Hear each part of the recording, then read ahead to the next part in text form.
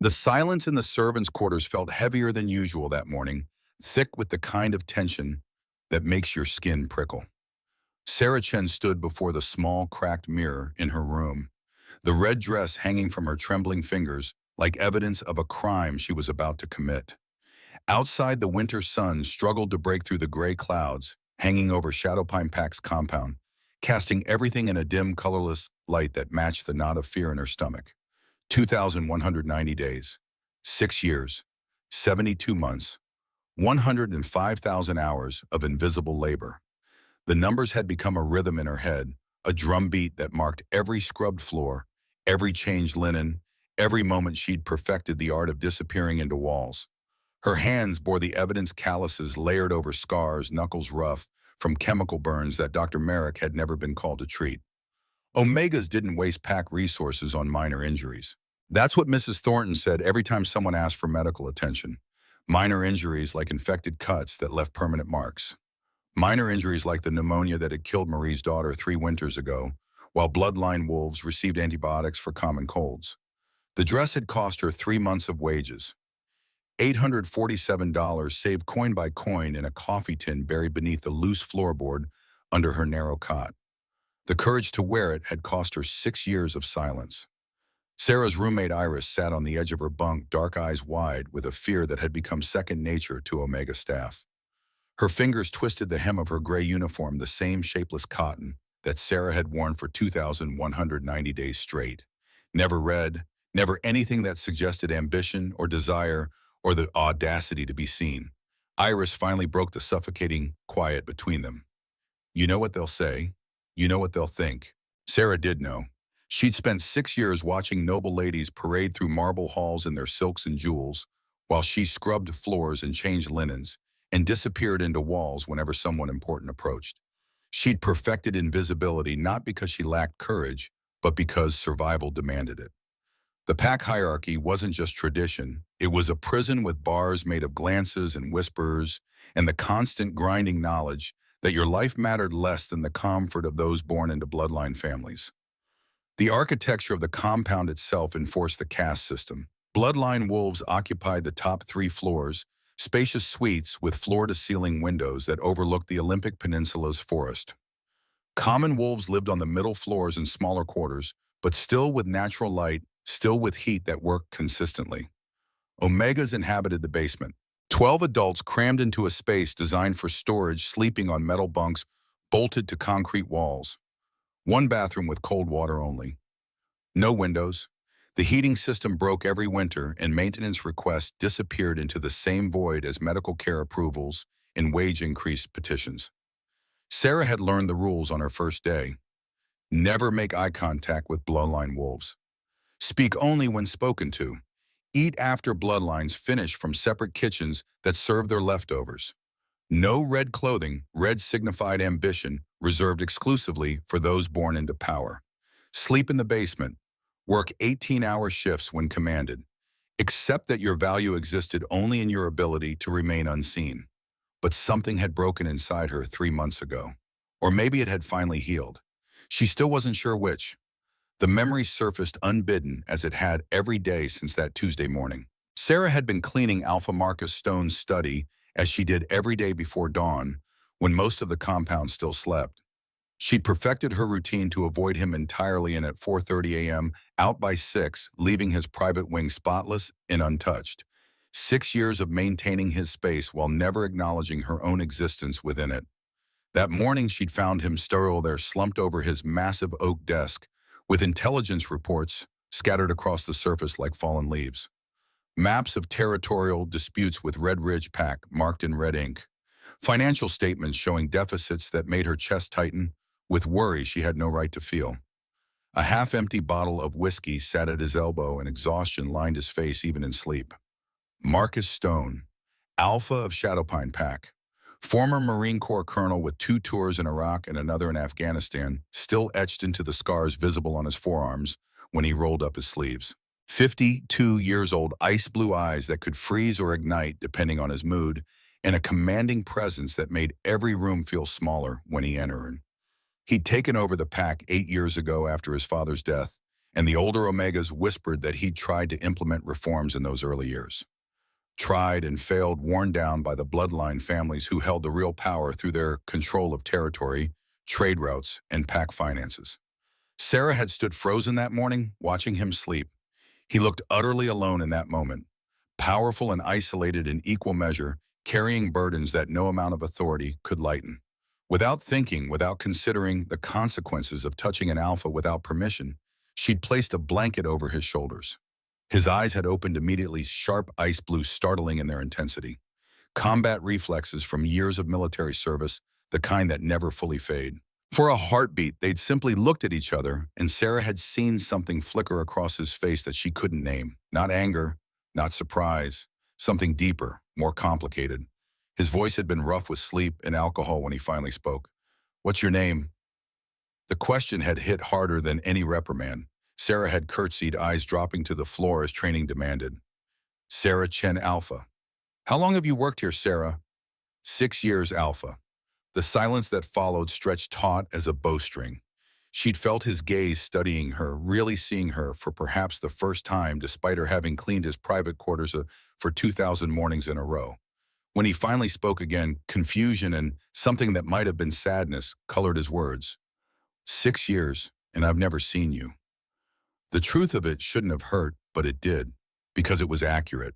Sarah was excellent at her job precisely because she'd made herself unseeable, unnoticeable. A ghost in gray cotton who kept his spaces clean and his life ordered without ever imposing her existence upon his awareness. That's what Omegas did. That's what survival required. The words had slipped out before she could stop them, quiet but firm. "That's rather the point, Alpha. We're trained to be invisible." His expression had shifted, then something cracking in the carefully maintained mask of authority. "Who trained you to disappear?" "Everyone, Alpha. The system trains us from day one." She'd fled after that hard hammering, certain she'd crossed a line that would result in her dismissal or worse. Instead, the next day, Marcus had issued a decree that sent shockwaves through the entire pack. The formal announcement had come during the mandatory pack meeting with all 217 members gathered in the main hall. Marcus had stood on the raised platform where Alphas addressed their people. Garrett Reeves, his beta and former military brother-in-arms, at his right shoulder. Elena Frost and her sharp intelligence officer's gaze scanning the crowd from his left. Marcus's voice had carried authority that silenced even the whispered conversations among bloodline families. "In 2 weeks, Shadowpine Pack will hold our winter solstice gathering. This year, I'm issuing a new directive. All pack members are welcome to attend, regardless of rank. This is not a suggestion. This is pack law." The reaction had been immediate and visceral. Lady Vivian Blackwood had risen from her seat among the senior bloodlines, her perfectly composed features failing to hide the fury beneath. At 45, she controlled the Southern Territories through a combination of inherited wealth and ruthless political maneuvering. Her husband had died 5 years ago, under circumstances that were never fully investigated, and she'd consolidated power ever since, building a coalition of bloodline families who believed Omega existence threatened pack purity. Vivian's voice had dripped false concern. "Alpha, surely you mean Omegas will serve the gathering in a celebratory capacity, perhaps enjoy some refreshments afterward in their own quarters?" Marcus hadn't even blinked. "I mean what I said, Lady Blackwood. All members, full participation. Unless you'd like to question my authority to set pack law." The challenge hung in the air, and Vivian had been forced to sit, but the rage in her eyes promised future consequences. Around the hall bloodline, families exchanged shocked glances, while Omega staff stood frozen in confusion. Was this real? Was this a test designed to identify and punish those arrogant enough to accept? Mrs. Helena Thornton had called an emergency meeting of Omega staff that same evening. At 64, she'd spent 40 years climbing from Omega status to head of household through ruthless enforcement of the very hierarchy that oppressed her. She stood before the 32 Omega workers with her gray hair pulled back so tightly it seemed to stretch her already severe features. Her voice had been ice. "The Alpha's decree is clearly meant as a gesture of goodwill. Omegas who attend will do so in service capacity only. You will help set up, serve food, and clean afterward. Any Omega who mistakes this for genuine invitation to participate as equals will be dismissed immediately. Am I understood? 32 voices had murmured agreement. 32 people choosing survival over hope because experience had taught them that hope was dangerous. But Sarah couldn't stop thinking about Marcus's expression when he'd said those words 6 years and I've never seen you. Couldn't stop replaying the way he'd looked at the Omega staff after their conversation, as if seeing them for the first time. Couldn't ignore the possibility that maybe, just maybe, he'd meant exactly what he said. So she'd started saving. 3 months of wages, every spare dollar, tucked into that coffee tin. And yesterday, on her rare afternoon off, she'd taken the bus into Port Angeles and bought the dress from a small boutique whose owner hadn't asked questions about why a woman in a threadbare coat was purchasing crimson silk. Now Sarah stood before her mirror, the dress feeling like armor and vulnerability all at once. The fabric was soft against her skin, a deep crimson that seemed to drink in what little light filtered through the basement's narrow windows near the ceiling. She'd never owned anything this beautiful, had never imagined herself worthy of beauty when her value existed solely in her ability to scrub and serve and disappear. Her pale blonde hair, usually pinned back in the severe bun required of palace staff, hung loose around her shoulders. She'd brushed it until it shone each stroke, a small act of rebellion she hadn't quite understood until this moment. Looking at her reflection, Sarah barely recognized herself, not because of the dress or the hair, but because of what showed in her eyes, something that looked dangerously like determination. Iris's voice cut through Sarah's thoughts, sharp with genuine fear. Mrs. Thornton called a meeting for after the gathering. All Omega staff required to attend. She's planning something, Sarah. Please, take off the dress. Stay here with me where it's safe. Safe. The word tasted like ash. Sarah had spent 6 years being safe, safe in her invisibility, safe in her compliance, safe in the slow grinding away of her humanity, one 18-hour shift at a time. Safety had cost her the use of her nursing license, the career she'd trained for before a car accident had killed her family and left her with nothing but trauma and the desperate need for pack protection. Safety meant watching Marie's daughter die from appendicitis because Dr. Owen Merrick wasn't allowed to waste medical resources on Omega children. Safety meant accepting that her life mattered less than a bloodline wolf's comfort. The fabric whispered around Sarah's ankles as she moved toward the door. Behind her, Iris made a small sound of distress but didn't try to stop her. What could she say that they both didn't already know? That Sarah was about to step off a cliff with no certainty of what lay below. That this single choice could result in her exile from the pack, leaving her vulnerable to the rogues and hostile packs that prowled the Olympic Peninsula. That courage and stupidity often looked identical until the consequences sorted themselves out. Sarah opened her door to find the corridor outside in chaos. Omega staff rushed back and forth, arms full of linens and silverware and flower arrangements for the gathering. The Winter Solstice celebration was Shadowpine Pack's largest annual event, a display of wealth and power designed to remind neighboring packs of their strength while reinforcing internal hierarchies through elaborate ceremony. Every detail had to be perfect, which meant Omegas had been working 20-hour shifts for the past week. At first, no one noticed Sarah. She was too familiar, too much a part of the background furniture after 6 years. But as she walked toward the main staircase that would take her from the basement to the grand entrance hall, heads began to turn. Conversations stuttered to a halt. She felt the weight of dozens of eyes, heard the whispers starting like wind through dry leaves. An older Omega named Thomas actually stopped walking, a stack of clean tablecloths tumbling from his arms to the concrete floor. His weathered face showed confusion, warring with something that might have been awe. Thomas had worked for the pack for 34 years. He'd been beaten twice for imagined insubordination, his mate had died from untreated diabetes, and resignation had carved itself into the lines around his eyes.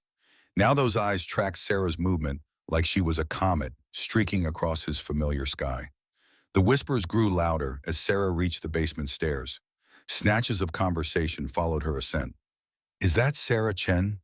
Where did she get that dress? Does she think she's bloodline now? Mrs. Thornton is going to kill her. The Alpha said all members welcome. He didn't mean her, he couldn't have meant her. Sarah kept walking, even though her legs felt weak, even though every instinct screamed at her to turn back, to change into her uniform, to remember her place. But whose place? The one assigned to her by an accident of birth, the one enforced by wolves who'd never scrubbed a floor or wondered if they mattered, the one that said her nursing degree was worthless, her intelligence irrelevant, her humanity negotiable. The stairs stretched before her, concrete steps leading from the basement to the ground floor, then marble leading to the gathering spaces above. Sarah had climbed these stairs thousands of times, always with her eyes down, always carrying supplies or cleaning equipment, always with the weight of invisibility pressing her shoulders toward the ground. Today her spine straightened. Today each step felt like a declaration of war against gravity itself. She emerged onto the ground floor to find common wolves stopping mid-conversation, their reactions more varied than the Omegas. Some nodded with what looked like respect. Common wolves occupied a precarious position in the hierarchy above Omegas, but below bloodlines, never quite certain which direction their loyalty should flow. Others looked away quickly, as if acknowledging Sarah might contaminate them by association. A few younger wolves watched with undisguised curiosity, perhaps wondering if the rules they'd inherited might actually be changeable. The marble stairs stretched upward toward the main hall. Sarah gripped the banister, feeling the cool stone beneath her palm. Every surface in this compound had passed under her cleaning cloth at some point. She knew the location of every crack in the marble, every place where water damage had been imperfectly repaired, every corner that required extra attention, because bloodline wolves never noticed the labor that maintained their comfort. Now she climbed those stairs not as a cleaner, but as something she couldn't yet name. Not quite an equal, not quite a rebel, something in between, undefined and terrifying. The second-floor landing brought her face to face with bloodline wolves preparing for the gathering. Lady Jessica Blackwood, Vivian's daughter, stood with a cluster of young bloodline women, all dressed in elaborate gowns that probably cost more than Sarah earned in 5 years.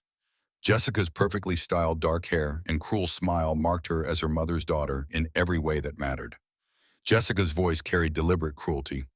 "Look, everyone, the Omega thinks she's people." Laughter erupted from her companions, sharp cutting sounds that were designed to remind Sarah of her place with surgical precision. One of the other young women, whose name Sarah didn't know, actually covered her mouth in mock shock. "Is that red? Doesn't she know red is reserved for bloodlines? Or is she too stupid to understand basic pack law?"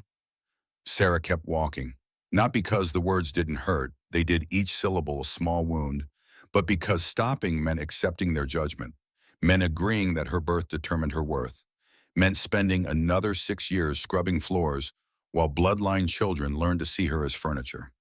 Jessica's voice followed her up the stairs. "Mrs. Thornton is going to beat her bloody. Can't wait to watch." More laughter, but Sarah caught something beneath it.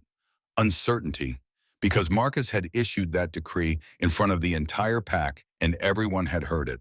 All members welcome regardless of rank. If Sarah was punished for following the Alpha's direct order, what did that say about who really held power in Shadowpine Pack? The grand staircase opened before her, 20 wide marble steps descending from the second floor to the main entrance hall, where the gathering was already in full swing. Sarah stood at the top, looking down at the assembled pack, and felt time slow to a crawl. The main hall was a cathedral of excess. 3 massive chandeliers hung from the vaulted ceiling, each one blazing with hundreds of candles that turned the room into a forest of dancing shadows and golden light. Long tables stretched the length of the space, groaning under the weight of roasted meats, glazed fruits, and bread still steaming from the ovens. The air was thick with competing scents: wine and wood smoke, expensive perfume, and the metallic tang of ambition that seemed to hang over every gathering of powerful people. But it was the silence that hit Sarah first. As she appeared at the top of the stairs, conversations died in ripples, spreading outward from the doorway like rings on water. Heads turned, forks paused halfway to mouths. The musicians in the gallery above faltered their melody, stumbling before the conductor frantically waved them back into rhythm. 217 pack members. Sarah had scrubbed these floors beneath their feet 1,000 times, always on her knees, always invisible. Now she walked across them, upright, and the weight of 217 stairs threatened to crush her where she stood. At the bottom of the stairs, Marcus Stone stood with his inner circle.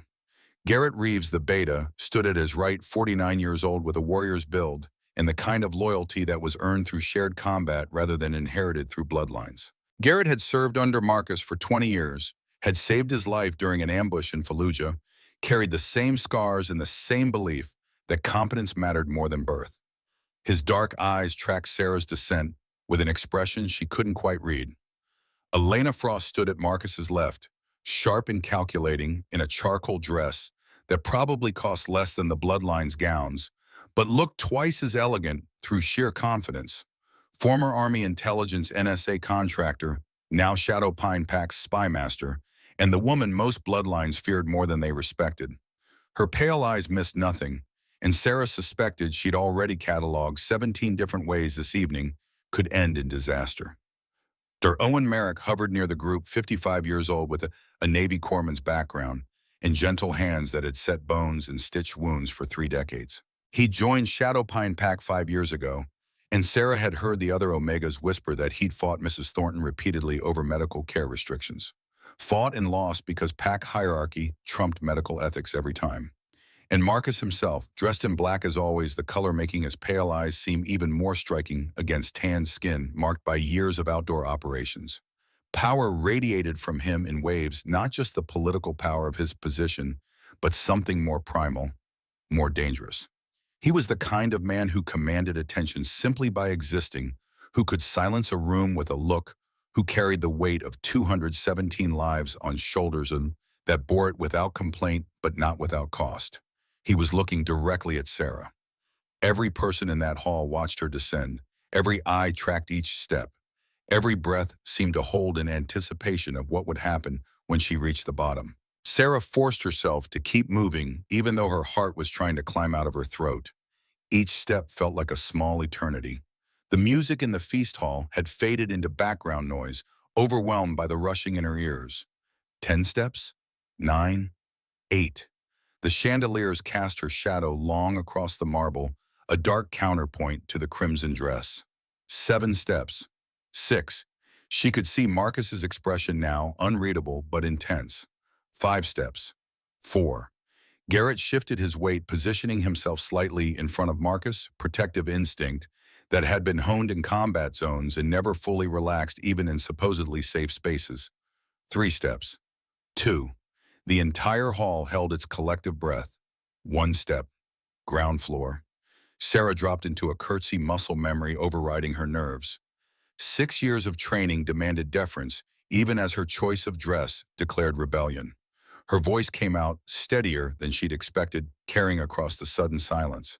Alpha Stone. Marcus didn't respond immediately. The silence stretched taut as a bowstring, and Sarah could feel every eye in the entrance hall fixed on them. Her cheeks burned, but she kept her gaze lowered, waiting, following the forms even as she violated them.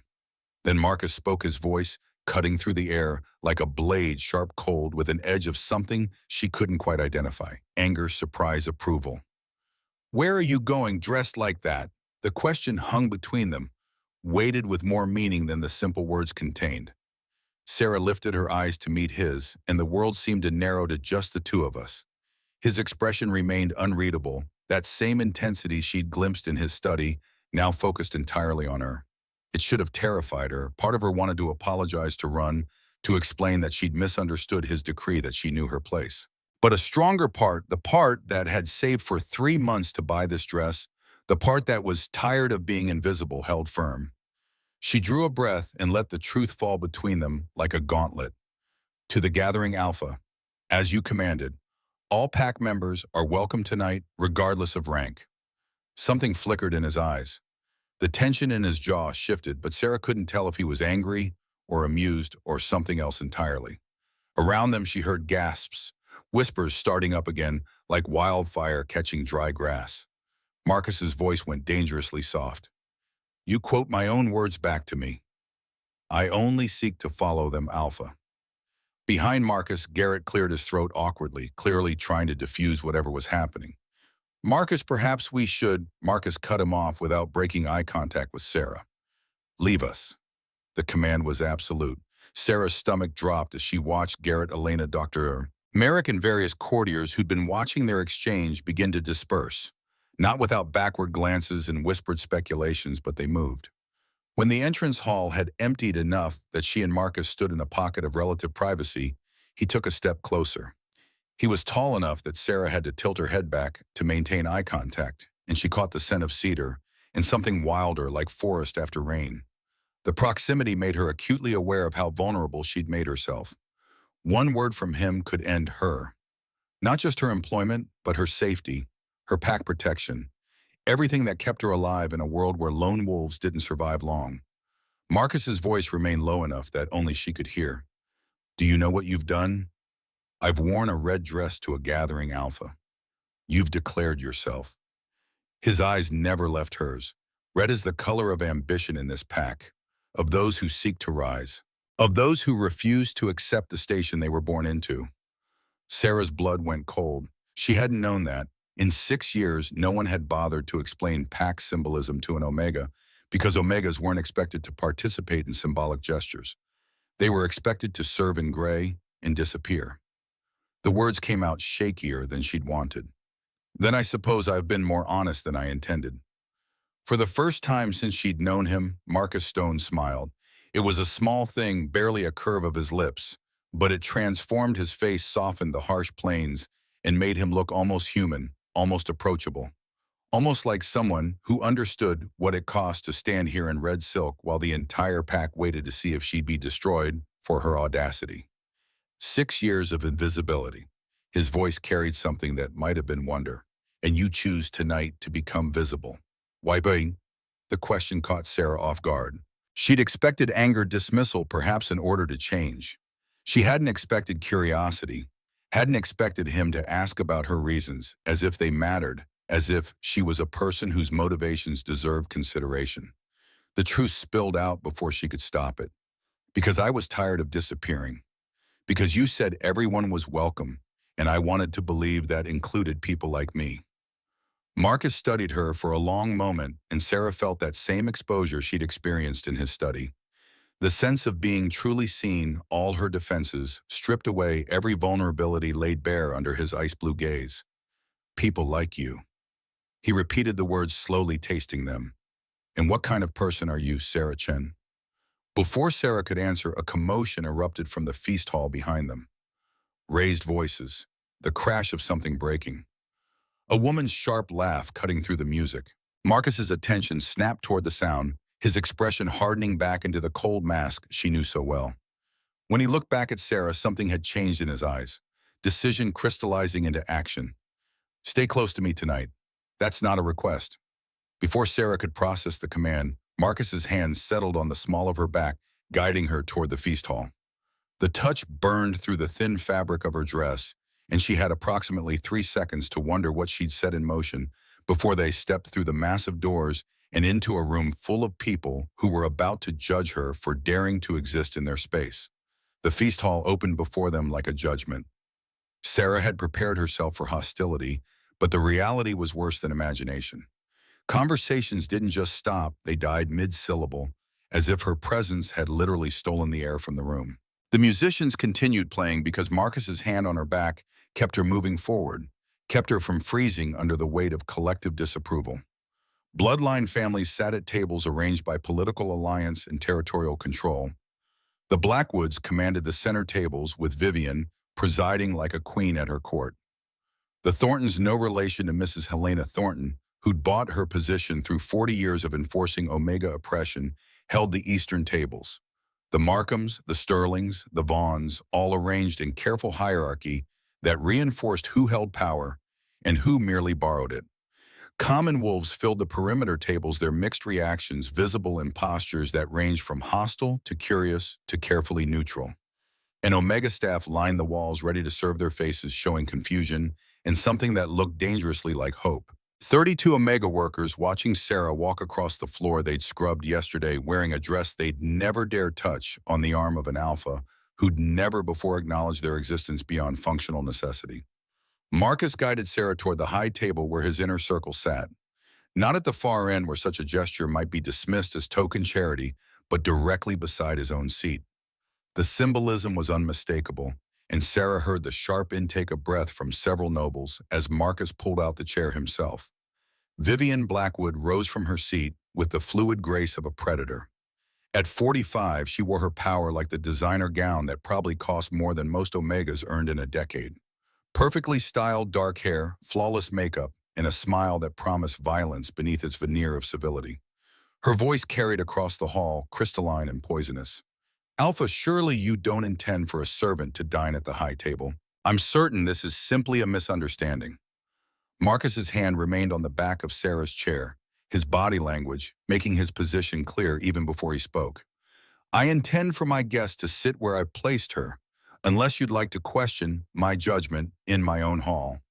Lady Blackwood, the challenge landed like a physical blow. Vivian's perfect composure slipped for just a moment, fury flashing across her features before she recovered. Around the hall, the nine families exchanged glances, weighted with calculation. How far could they push? How much could they resist without triggering consequences they couldn't afford? Vivian's smile never wavered, but her eyes promised retribution. Of course not, Alpha. I merely seek to maintain proper standards. Tradition exists for good reasons. Tradition. Marcus let the word hang between them like a sword. Yes, let's discuss tradition. The tradition of judging worth by birth rather than character. The tradition of denying medical care to PAC members based on rank. The tradition of paying Omega workers wages that barely cover survival, while bloodlines live in luxury funded by PAC resources. Silence absolute. No one had ever heard Marcus speak like this in public. Behind Vivian, Lord Henrik, master of PAC finances, and one of her staunchest allies went pale. Because everyone in this room knew exactly what Marcus was referencing, and no one wanted those particular rocks overturned in front of witnesses. Marcus gestured towards Sarah's chair again. Sit, Sarah. You're my guest tonight. That makes you untouchable by anyone in this hall. Do you understand what that means? Sarah understood. It meant Marcus had just painted a target on her back while simultaneously daring anyone to act on their hostility. It meant she'd gone from invisible to the center of PAC politics in the span of 20 stares and one crimson dress. It meant there was no going back now, no matter how terrifying the path forward appeared. She sat. The chair felt like a throne and a trap combined, positioned between Marcus's seat and Dr. Merrick's. Around them, the hall slowly returned to life as conversations resumed, though the undercurrent of gossip spread like wildfire through dry brush. Dr. Merrick leaned towards Sarah, his voice pitched low enough that only she could hear. Breathe, you look like you're facing a firing squad. Aren't I? His weathered face creased with something between amusement and respect. Fair point. For what it's worth, I've worked alongside you enough to know you're more competent than half the bloodlines at this table. Probably shouldn't say that out loud, but tonight seems to be the night for honesty. Garrett, seated across from them, poured wine into Sarah's glass, a servant's task that he performed himself, which earned another round of shocked whispers from those close enough to notice. Though I'll admit I'm curious about you. 6 years in the PAC, and I've never heard your name until this week. Sarah managed a small smile despite her terror. I was very good at my job. And what job was that? Garrett's voice held genuine curiosity. Being invisible, Elena, who'd been watching their exchange with inscrutable dark eyes, laughed softly. Well, she certainly failed at it tonight. Every person in this hall will remember your name by morning, Sarah Chen. Whether that's a blessing or a curse remains to be seen. She wasn't wrong. Sarah could feel the attention like physical pressure. Though most of the courtiers had learned to disguise their staring, they spoke to each other while watching her from the corners of their eyes, smiled at jokes while their gazes calculated and judged. Measured her worth and found it wanting simply because she existed in a space they believed belonged exclusively to them. Marcus had turned to speak with Lord Henrik about some matter of taxation, but his shoulder pressed against Sarah's, a point of contact that felt both accidental and deliberate.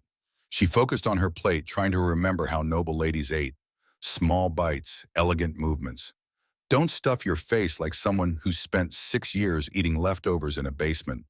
The food was extraordinary. Sarah had prepared meals like this 1,000 times, carrying trays from kitchen to table, while her stomach growled with hunger that wouldn't be satisfied until hours later, when the bloodlines had finished and abandoned their scraps. Now she ate duck glazed in cherry sauce vegetables that still had flavor instead of being overcooked to mush bread that was actually warm. Each bite felt like theft. Across the table, Vivian watched Sarah with predatory focus.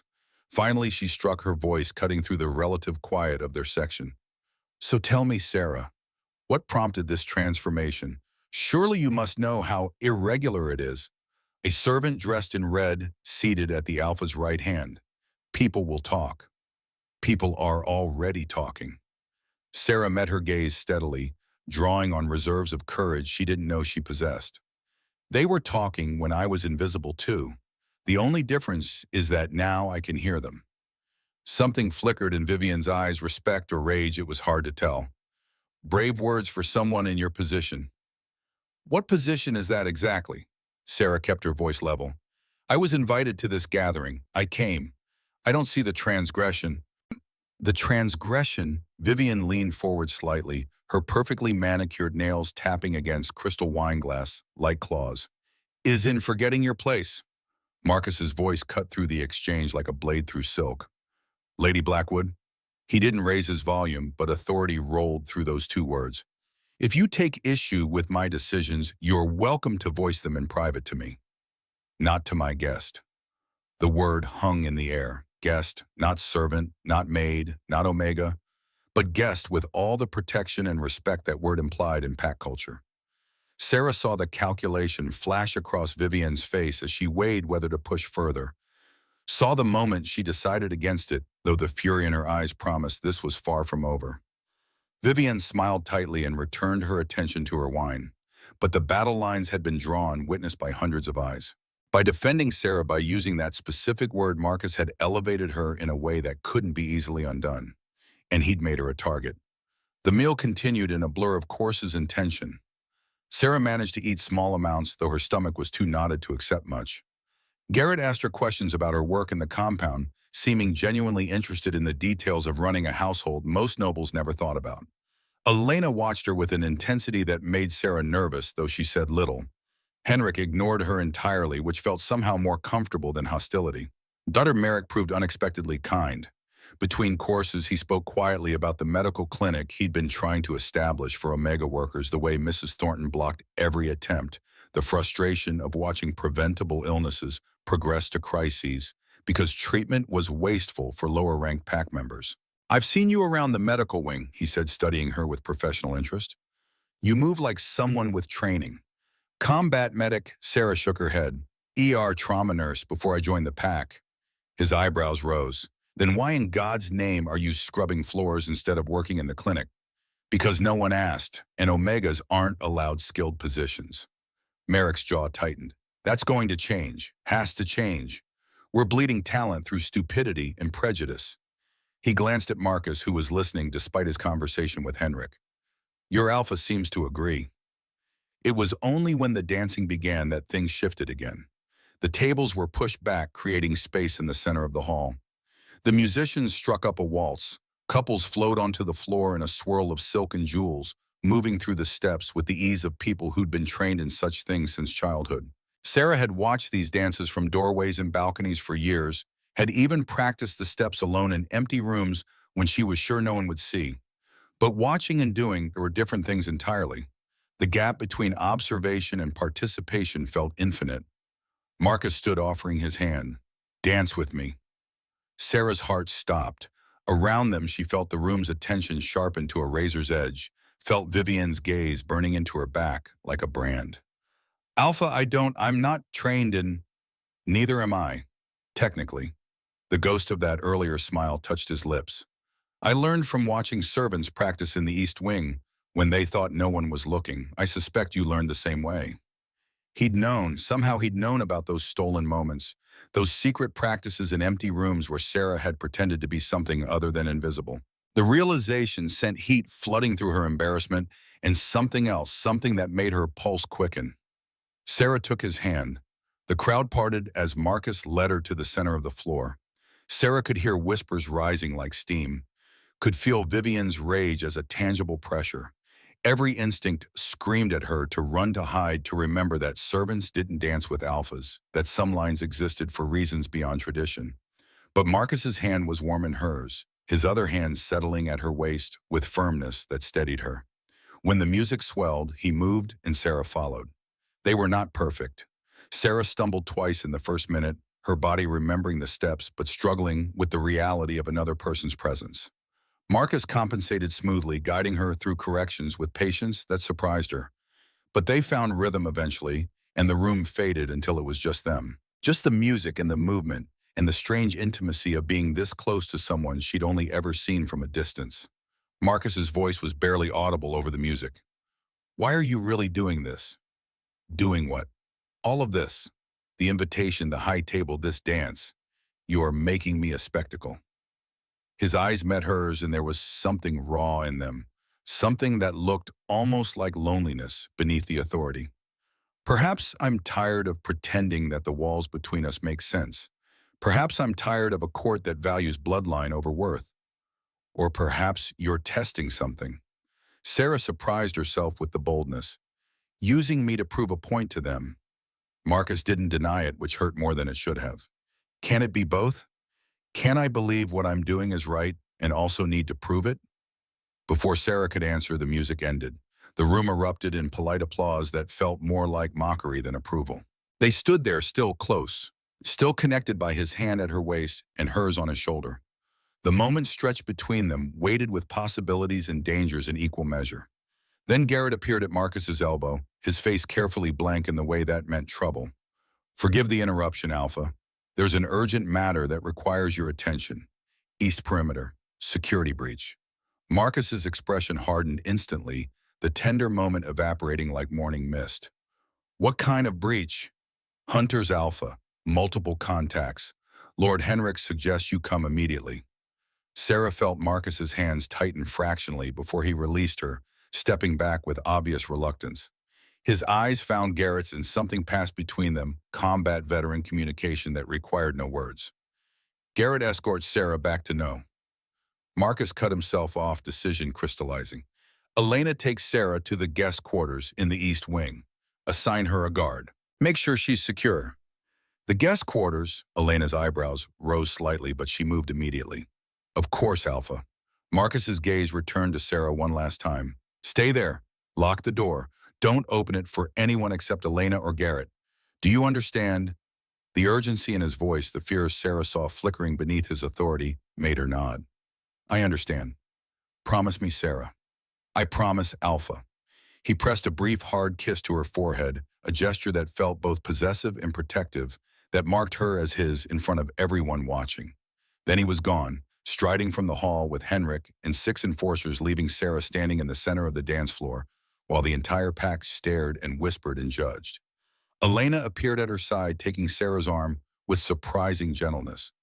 Come, quickly before the vultures descend. But they'd barely made it 5 steps when Vivian intercepted them, flanked by 2 other noble ladies Sarah recognized, but whose names she'd never learned. One was Lady Catherine Vaughn, whose cruel eyes suggested she enjoyed other people's suffering.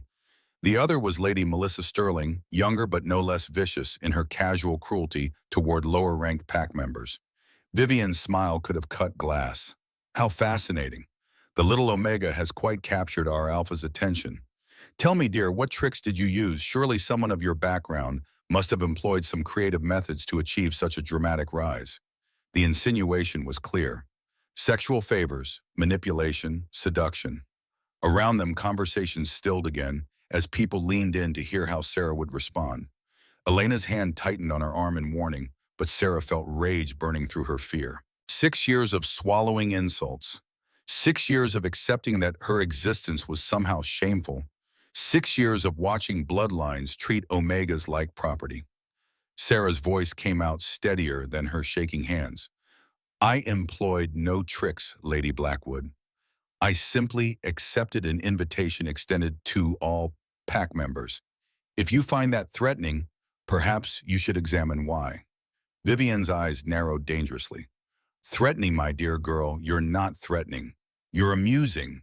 A curiosity. Do you truly believe this will last? That tomorrow morning you won't wake up back in your servants' quarters scrubbing floors and changing linens, while tonight becomes nothing but an embarrassing memory? That's enough, Vivian. Elena's voice carried a warning edge. But Vivian ignored her, stepping closer to Sarah, close enough that Sarah could smell her expensive perfume. He's using you, you foolish child. You're a statement, not a person. And when he's made his point, you'll be discarded like everything else that no longer serves his purpose.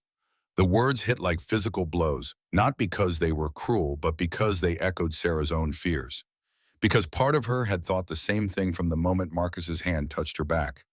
Sarah forced herself to meet Vivian's gaze. Maybe. Or maybe you're just afraid that the world you've built your power on is more fragile than you thought. That bloodlines and titles matter less than you need them to. For a moment, shock flashed across Vivian's perfect face. Then fury, pure, undiluted rage that she barely managed to mask before spinning on her heel and stalking away, her companions scrambling to follow. Elena let out a low whistle. Well, you just made a very powerful enemy. I hope you're prepared for what comes next. Sarah wasn't, but it was too late to matter now. The guest quarters felt like a museum exhibit on wealth Sarah had only observed from the cleaning side, where she'd grown accustomed to bare concrete walls and a window so small it barely let in light. This chamber boasted tall windows with silk curtains in deep navy, a bed large enough for 3 people, and furniture that looked like it cost more than she'd earned in her entire time at the compound. A fire crackled in the hearth, casting warm shadows across walls papered in subtle patterns of silver and cream that probably required specialist installation. Sarah stood in the center of it all, still wearing the red dress that had started everything, feeling like an imposter in someone else's life. Through the window, she could see the eastern perimeter, where Marcus had gone darkness, punctuated by flashlights, and the occasional burst of what might have been gunfire. Her nursing training kicked in, automatically cataloging potential injuries, estimating response times, wondering if Dr. Merrick had gone with the Alpha or stayed behind. The door opened without warning. Sarah spun, hard hammering, but it was only the guard Elena had assigned. Thea Morrison, 38, former Army MP, built like she could break bones without effort, but moved with surprising grace. Her stern face showed no judgment, only professional assessment as she scanned the room's security features. Windows locked from inside. Don't open them. Thea's voice carried the flat authority of someone used to being obeyed. I'll be outside your door. You need anything, knock twice. Anyone tries to enter without my clearance, scream. I'll handle it. Handle it how? Thea's hand rested on the combat knife at her hip. However necessary, the Alpha was very clear about your safety being non-negotiable. After Thea left, Sarah tried to sleep. Failed. The sounds from outside grew a bit louder around midnight, vehicles moving, raised voices, the organized chaos of emergency response. She paced the guest quarters, her feet silent on carpet that had never known the touch of her cleaning cloth, watching shadows move beyond the tree line. Sometime past 2 a.m., she heard footsteps in the corridor outside, many footsteps running, voices raised in urgency that made her blood freeze. Get Dr. Merrick now. Pressure on the wound, don't let him. Too much blood, he's not healing fast enough. Sarah's hand was on the door handle before conscious thought caught up. The promise she'd made Marcus echoed in her head, stay locked, don't open for anyone, but her nursing training overrode self-preservation. Those voices meant casualties, meant someone was hurt badly enough that werewolf healing couldn't compensate, meant her skills might be the difference between life and death. She cracked the door open to find chaos. Thea had moved down the corridor, weapon drawn, position between Sarah's room and whatever was happening near the main staircase. 4 enforcers were half carrying, half dragging Marcus between them. His black shirt was soaked dark with blood, more blood than should be possible, and his face had gone the color of old snow. Dr. Merrick appeared from the opposite direction, medical bag already open and barking orders. Get him to his chambers. I need clean water bandages, my surgical kit from the clinic, move. Sarah didn't think. She pushed past Thea's attempt to block her, ignoring the guard's protest, and ran toward the group. Garrett saw her first, his face a mask of controlled panic that meant the situation was worse than he wanted to admit. Sarah, you shouldn't, he began. I'm a registered nurse, ER trauma specialist. Sarah's voice came out steady despite her shaking hands. Let me help. Merrick's head snapped toward her, surprise flashing across his weathered features before professional assessment took over. He took in her posture, the way she'd automatically scanned Marcus's visible injuries, the clinical focus replacing the fear in her eyes. Can you handle arterial bleeds? Done it 100 times. Then get to his chambers. Now. They moved Marcus to his private suite rooms Sarah had cleaned for 6 years without ever truly seeing them. Now she registered details in fragmented snapshots, the massive bed they laid him on, maps and documents scattered across a desk, photographs on the wall showing Marcus in Marine Corps dress uniform alongside men who had the same 1,000-yard stare of combat veterans. A portrait of an older woman with kind eyes and graying hair hung above the fireplace, his mother Sarah remembered from compound gossip. Dead 8 years, the loss still visible in the care Marcus took with her image. But all of that faded as Merrick cut away Marcus's blood-soaked shirt, and Sarah saw the damage. 3 deep lacerations across his chest and shoulder, the tissue around them blackened in a way that made her stomach drop. Silver poisoning. Werewolves could heal almost anything except silver, which stopped regeneration and spread toxicity through their system like aggressive infection. Shrapnel, Sarah asked, already reaching for the medical supplies Merrick was unpacking. Silver rounds, custom load designed to fragment on impact. Merrick's jaw was tight. Some pieces are still embedded. I need to extract them before the poisoning spreads to major organs. Sarah moved to the basin, scrubbing her hands with the methodical precision drilled into her during nursing school. Around them, Garrett was dismissing the other enforcers, posting guards outside, securing the perimeter, with the automatic efficiency of someone who'd done battlefield triage too many times. When the room cleared to just the 4 of them, Merrick, Sarah, Garrett, and Marcus barely conscious on the bed, the doctor met her eyes. This is going to be rough. Silver extraction without anesthesia because sedatives interact badly with werewolf metabolism. He'll fight us. Then we restrain him properly and work fast. Sarah positioned herself at Marcus's shoulder, her hands already assessing the wound depth. You extract, I'll control bleeding and watch for shock. Garrett, you hold him still. What followed was 30 minutes that felt like hours.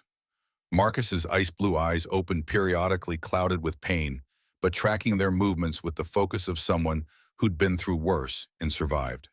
When Merrick probed the first wound for embedded silver, Marcus's entire body went rigid, a low sound escaping through clenched teeth. Garrett pressed his shoulders down with the strength of someone who'd held wounded brothers through morphine-less field operations. Sarah worked with clinical precision that came from muscle memory deeper than conscious thought.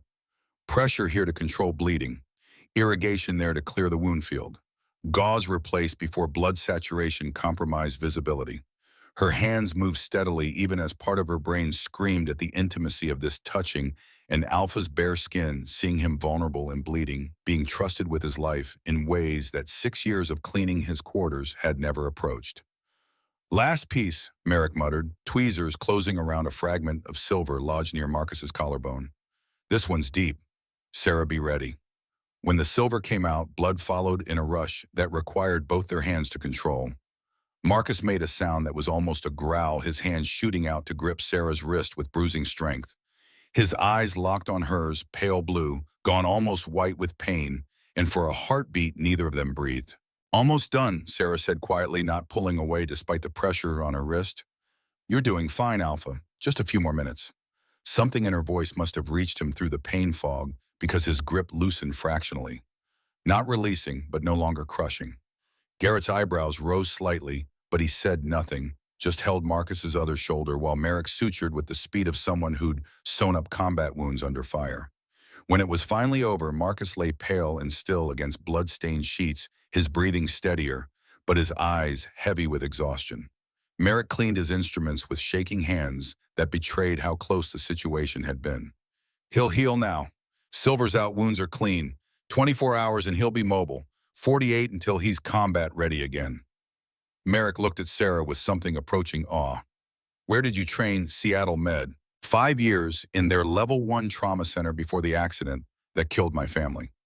Sarah stripped off the bloodied gloves, her own hands finally starting to shake now that the crisis had passed. Joined the pack after. Mrs. Thornton said my skills weren't needed, that pack doctors handled medical care. Pack doctors who refused to treat half our members. Merrick's voice carried bitter anger. You could have saved lives to us. Marie's daughter for one. How many others died because your talent was wasted on scrubbing floors? The question hung in the air, accusatory not of Sarah, but of the system that had buried her competence beneath arbitrary hierarchy. Before anyone could answer, Marcus's hand moved, fingers curling around Sarah's wrist again, gentle this time, seeking rather than gripping. His voice came out rough, damaged by whatever sounds he'd made during the extraction. You stayed. You're bleeding all over your bed, Alpha. Chambers could wait. I told you to stay locked in your quarters. You also said all pack members have value regardless of rank. Seemed wasteful to let you die when I have training that could prevent it. The corner of Marcus's mouth twitched almost a smile. Insubordinate. Competent. Garrett made a sound that might have been a laugh, quickly covered by a cough. Merrick busied himself packing away supplies, but Sarah caught the approval in his expression. Marcus's eyes drifted closed again, but his fingers remained loose around her wrist, a connection that felt more significant than touch alone. Tell me what happened, Sarah said, looking at Garrett. The hunters. How bad was it? Garrett's expression went grim. Bad. 12 hostiles with military-grade weapons and silver ammunition. They knew our patrol routes, knew which path Marcus would take, had positions already established when we arrived. This wasn't a raid, it was an ambush. Casualties. 3 of ours wounded 2 seriously. We took down 6 of theirs, captured 1 alive. The rest retreated. Garrett's jaw tightened. But Marcus took silver deliberately. Young enforcer named Daniels was in the kill zone. Commander threw himself in front of the rounds. Sarah looked at Marcus, whose eyes had opened again at Garrett's words. You saved someone's life by nearly dying yourself. That's what leaders do. His voice was getting stronger, werewolf healing already starting to compensate now that the silver was removed. Daniels has a mate and a son. I have had responsibilities. Had, Merrick's head snapped up. Have, still have. Marcus's eyes found Sarah's, though they're more complicated than they were yesterday. The weight of that statement settled over the room. Yesterday, Sarah had been invisible. Today, she'd worn red, danced with an alpha, and held his life in her blood-stained hands. Tomorrow, the entire pack would know that Marcus Stone had bled in front of an Omega and survived because of her competence. The implications would ripple through Shadowpine's hierarchy like silver poisoning through unprepared tissue. Garrett cleared his throat, the sound deliberate. Marcus the prisoner. The hunter we captured. He said something before he lost consciousness. What did he say? That someone told them you'd come personally, that they had your exact route and timing, that this was supposed to look like a random attack, but was actually a targeted assassination. Silence fell like a hammer. Sarah felt Marcus's hand tighten on her wrist again, not from pain, but from rage barely contained. When he spoke, his voice carried the cold precision of someone planning tactical response. Inside information. Someone in this pack gave hunters my movement patterns. It gets worse. Garrett looked like he'd rather face the hunters again than deliver this next part. Elena ran preliminary traces on the weapons. Custom silver rounds manufactured locally within the last month. Purchased through an account registered to a shell company. She's working on tracking the real buyer, but the sophistication suggests someone with significant resources. Bloodline families. Sarah heard herself say it before conscious thought caught up. 3 sets of eyes turned toward her. The only pack members with that kind of money and local connections. And the only ones threatened by what Marcus is trying to change. Merrick nodded slowly. The Omega's right. Common wolves don't have those resources. Other Omegas certainly don't. This points to bloodlines protecting their position. Vivian. Marcus's voice went flat dead. She has the money, the connections, and the motive. I publicly humiliated her tonight while elevating Sarah. That's cause for retaliation in her world. Can't prove it yet, Garrett cautioned. Elena needs more time to trace the financial trail. But my instincts agree with yours, and my instincts kept us alive in Fallujah. Marcus tried to sit up, made it halfway before Merrick pushed him back down with surprising firmness for a man 20 years older. You stay in that bed for at least 6 hours, or I'll sedate you myself and deal with the metabolism complications. Doctor's orders, Alpha. For a moment, tension crackled as 2 strong wills collided. Then Marcus subsided, though frustration radiated from every line of his body. Fine, 6 hours, but I want Elena here immediately with whatever intelligence she's gathered. I want security doubled on all approaches. I want the prisoner isolated and under constant observation. And I want, his eyes found Sarah's. I want Sarah under guard at all times. If they targeted me, they'll target her next as the most visible symbol of pack reform. Already assigned Thea, Garrett confirmed. But Sarah should probably return to guest quarters before pack members wake and start asking why she spent the night in your chambers, covered in your blood. Reality crashed back. Sarah looked down at herself, the red dress ruined beyond repair, blood soaking through silk that had cost 3 months of wages, her hands still trembling slightly from adrenaline crash. She looked like she'd survived a massacre, which in a way she had. Marcus's fingers slipped from her wrist reluctantly. Thank you. For staying. For helping. For being competent when I needed competence more than protocol. That's what nurses do, Alpha. We help people bleed less. The ghost of his earlier smile returned. Stay close. I meant what I said before. You're under my protection now. Anyone who wants to harm you goes through me. Sarah nodded, not trusting her voice. Garrett escorted her back to the guest quarters where Thea waited with clean clothes, practical pants, and a sweater that fit reasonably well, borrowed from Elena's wardrobe. As Sarah scrubbed blood from her skin in the private bathroom, she caught her reflection in the mirror and barely recognized herself. The woman staring back had saved an Alpha's life, had pushed past 6 years of conditioning that said her skills were worthless, had stood in an operating theater, improvised from a bedroom, and done the work she trained for the work that had been denied her because some wolves believed birth determined worth more than ability. Tomorrow, everything would change. Tonight had guaranteed it. Sarah crawled into the enormous bed as dawn light began filtering through the windows. She'd been awake for nearly 24 hours, had danced with an Alpha, and then kept him from bleeding out, had made an enemy of the pack's most powerful bloodline family, and earned the protection of its leader. Sleep should have been impossible, but exhaustion pulled her under within minutes, dragging her into dreams where silver rounds became red dresses and blood on her hands transformed into power she'd never imagined possessing. She woke to knocking. Thea's voice filtered through the door. Sarah, Elena's here, says it's urgent. Sunlight streamed through the windows late morning by the angle, meaning she'd slept maybe 4 hours. Sarah's body protested, movement muscles sore from tension, but she forced herself upright and opened the door to find Elena waiting with the predatory focus of someone who'd spent the night hunting information instead of sleeping. Conference room now. Marcus is up and functional despite Merrick's protests, and we've got developments you need to hear. The conference room turned out to be a smaller space off Marcus's office, dominated by a table covered in maps, financial documents, and laptop computers showing data streams Sarah couldn't immediately parse. Marcus sat at the head, moving stiffly, but with more color in his face than she'd expected after last night's blood loss. Garrett stood behind him, and Merrick hovered nearby with the disapproving expression of a doctor whose orders had been ignored.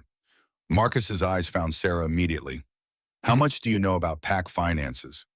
Only what I've observed. Bloodline families control trade routes and territory.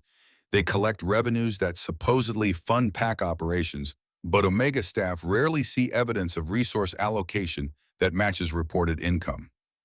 Spoken like someone who pays attention. Elena activated one of the laptop screens projecting financial statements onto the wall. Here's what the books show.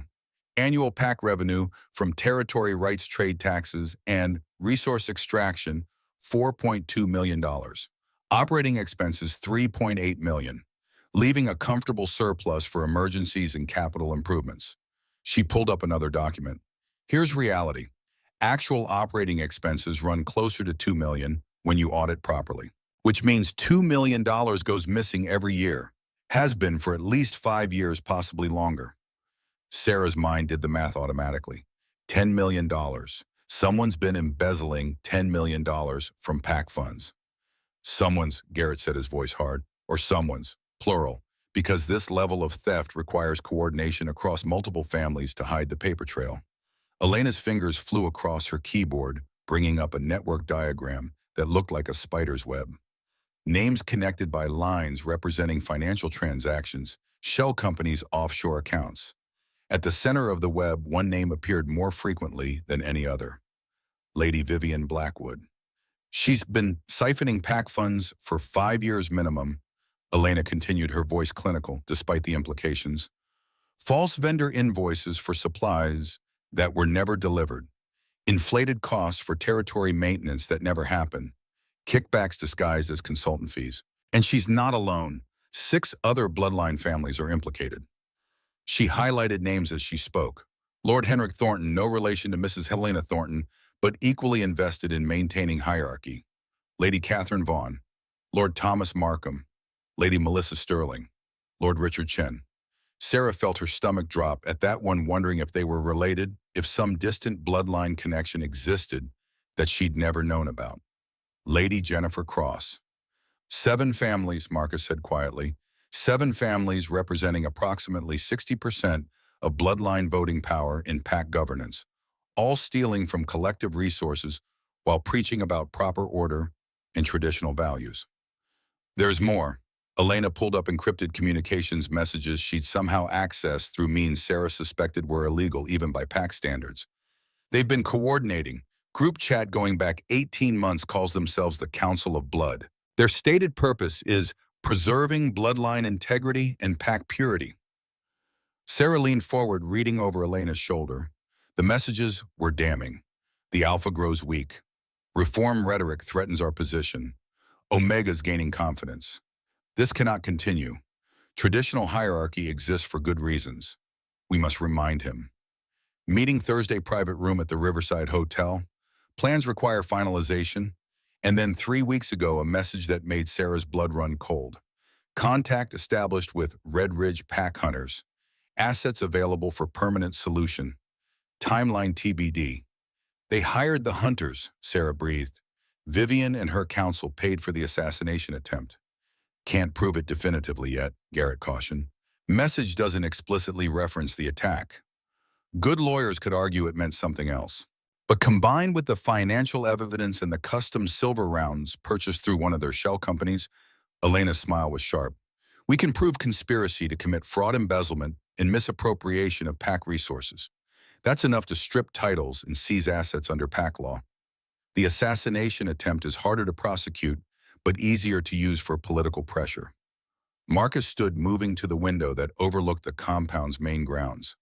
Below PAC life continued, wolves heading to work, children playing the ordinary business of a community that didn't know how close they'd come to losing their alpha. When he spoke, his voice carried the weight of someone who'd made a decision and wouldn't be swayed from it. They wanted war. They'll get one, but not the kind they expected. He turned back to face the room. We're calling an emergency PAC council, us today. Every bloodline representative, every common wolf delegate, full Omega staff presence. Mandatory attendance under PAC law. They'll know something's wrong, Garrett warned. Vivian will suspect we've found evidence. Good. Let her suspect. Let her scramble to cover her tracks or prepare her defense. It won't matter. Marcus's eyes were ice blue steel. Because we're not just exposing corruption. We're dismantling the system that enabled it. Complete restructuring of PAC governance, immediate implementation.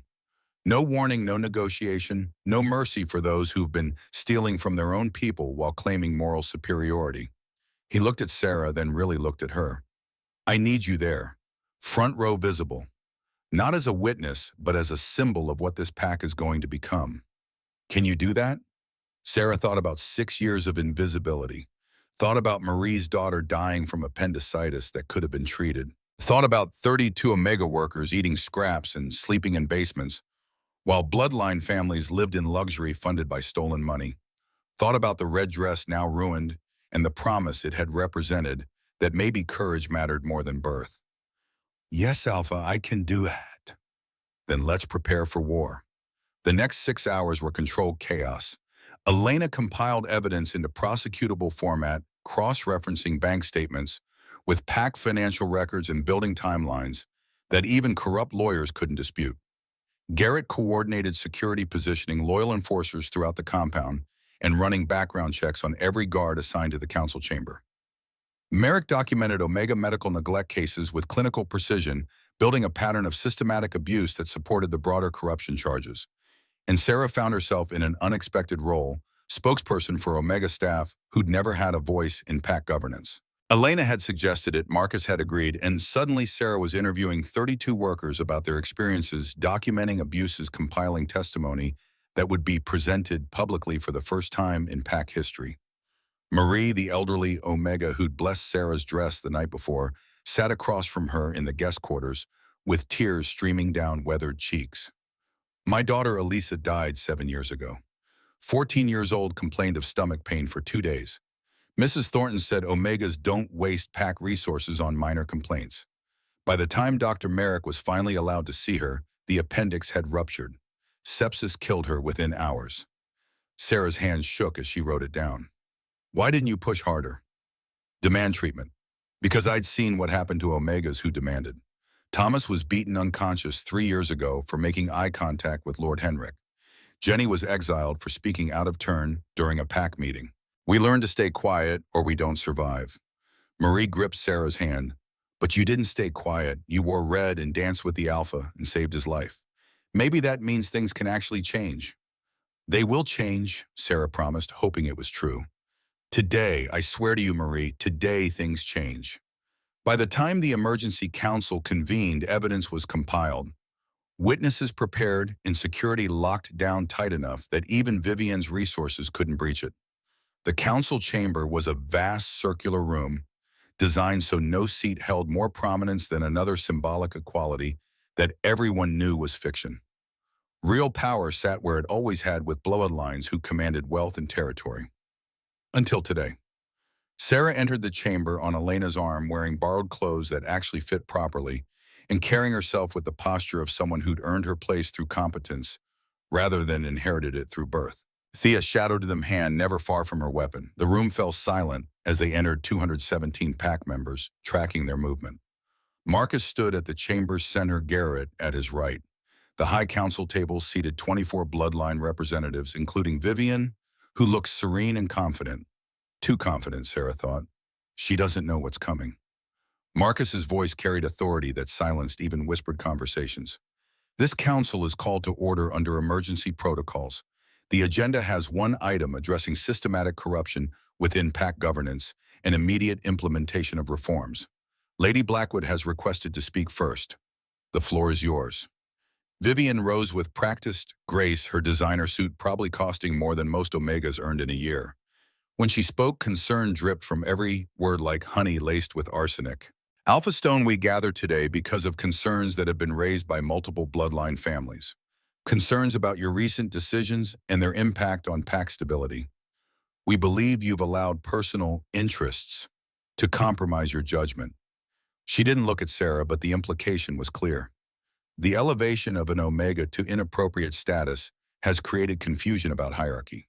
The attack by hunters 2 nights ago demonstrates how distraction weakens our security. And now this emergency council called without proper notice suggests you're acting rashly rather than consulting with those who have governed alongside your family for generations. Vivian paused, letting her words settle. Therefore, the Council of Blood, representing 7 bloodline families controlling 60% of voting authority, formally requests you reaffirm traditional PAC structure. Send the Omega back to appropriate duties. Restore clear hierarchy. Focus on security rather than social experimentation. If you cannot do this, we must consider whether Shadowpine's leadership requires adjustment. The threat was unmistakable. 7 families withdrawing support would cripple Marcus's ability to govern.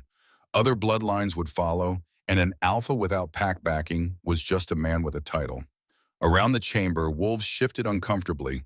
This was unprecedented direct challenge to an alpha's authority in front of the entire pack. Marcus remained still, his expression unreadable. Then he smiled, and Sarah recognized that same dangerous edge from the night of the gathering. The Council of Blood. Interesting name. Elena, would you care to explain what that council has been doing for the last 5 years? Elena stepped forward, activating screens around the chamber that displayed financial records in devastating detail.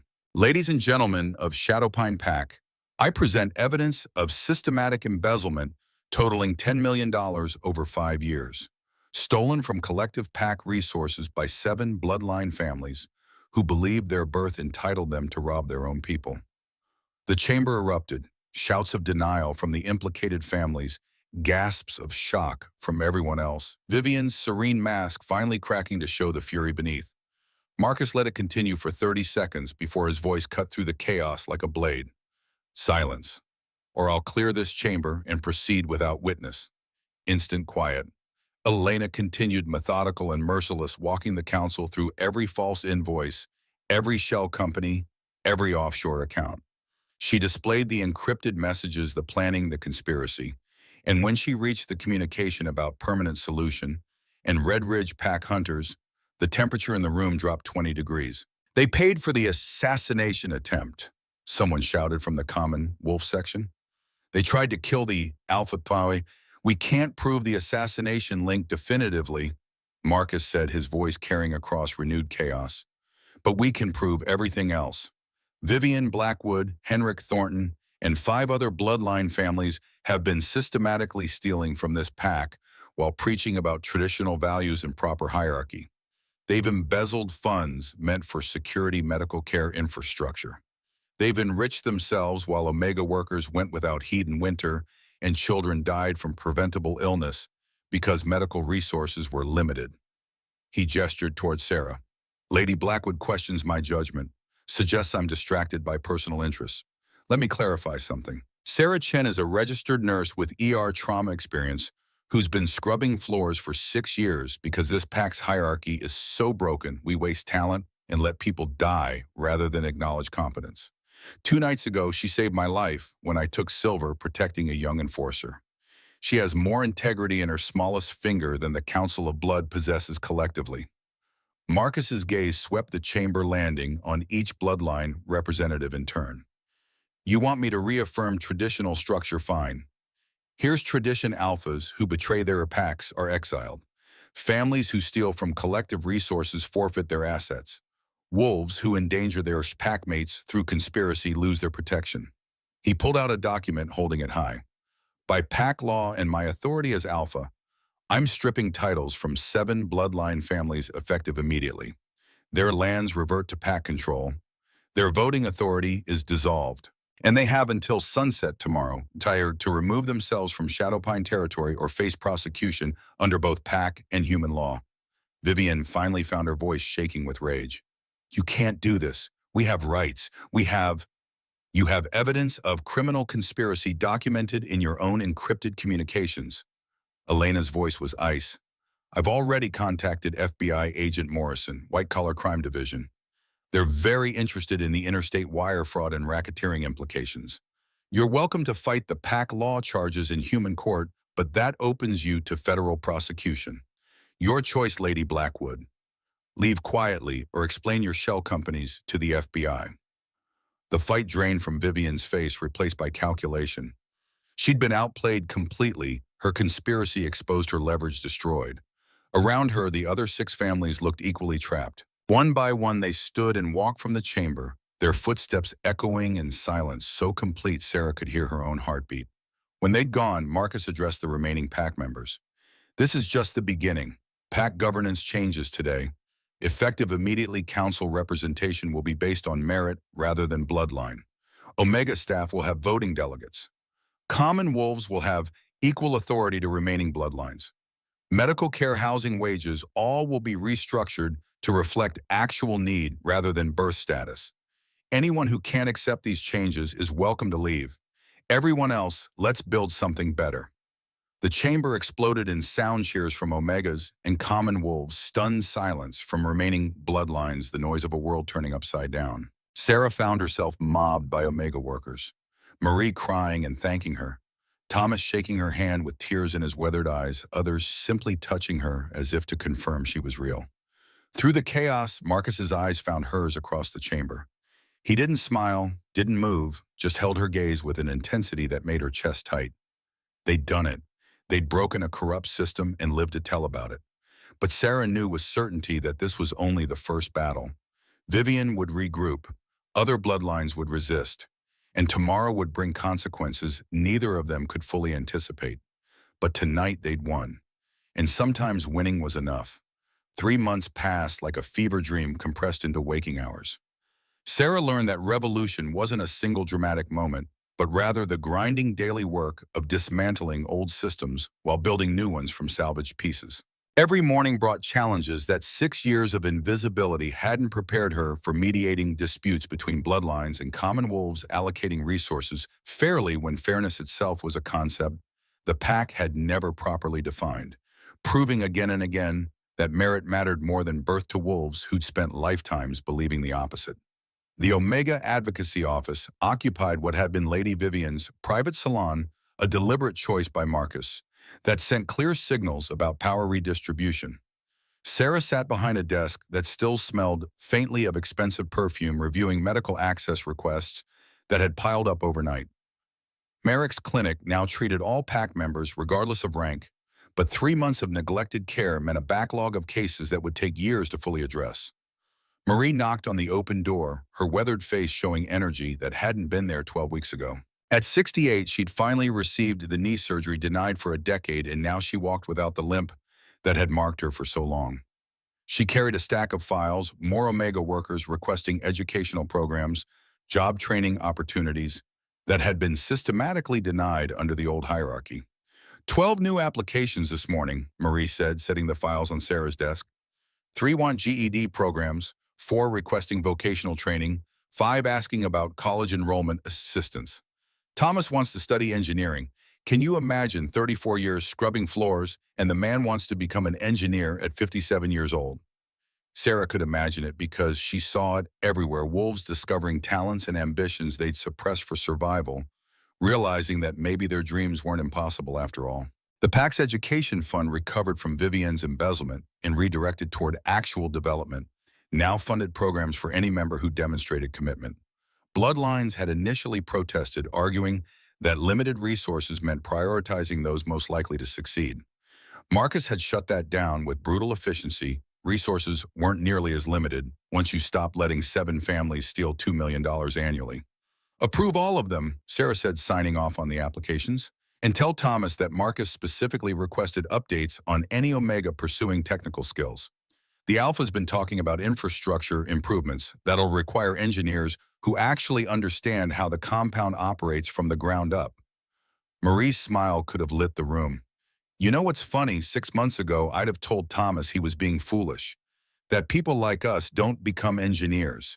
Now I can't remember why I ever believed that, because the system trained you to believe it, same way it trained me. Sarah glanced at the framed photograph on her desk, herself in nursing scrubs, from her Seattle med days back when she'd had a different life and different dreams before the accident that killed her family. The difference is we're unlearning it now, slowly, painfully, but we're doing it. After Marie left, Sarah reviewed the morning's security briefing that Garrett sent to all senior staff. Vivian Blackwood remained in exile at her southern estate, but intelligence suggested she was meeting regularly with representatives from other PACs, Red Ridge, Silverpine, Northwood, building alliances, spreading her version of events, painting Marcus as a radical who'd destroyed traditional PAC values. 3 neighboring PACs had already declined trade agreements they'd maintained for decades, citing concerns about Shadowpine's instability. The political isolation would have been more concerning if Shadowpine wasn't thriving despite it. Common wolves who'd previously lived paycheck to paycheck now earned fair wages. Omega workers had housing with heat and windows. The medical clinic treated everyone regardless of rank, which meant infant mortality had dropped 60% in 3 months. Crime was down 40% because desperation no longer drove theft and violence. The PAC was healthier, safer, more productive than it had been in years.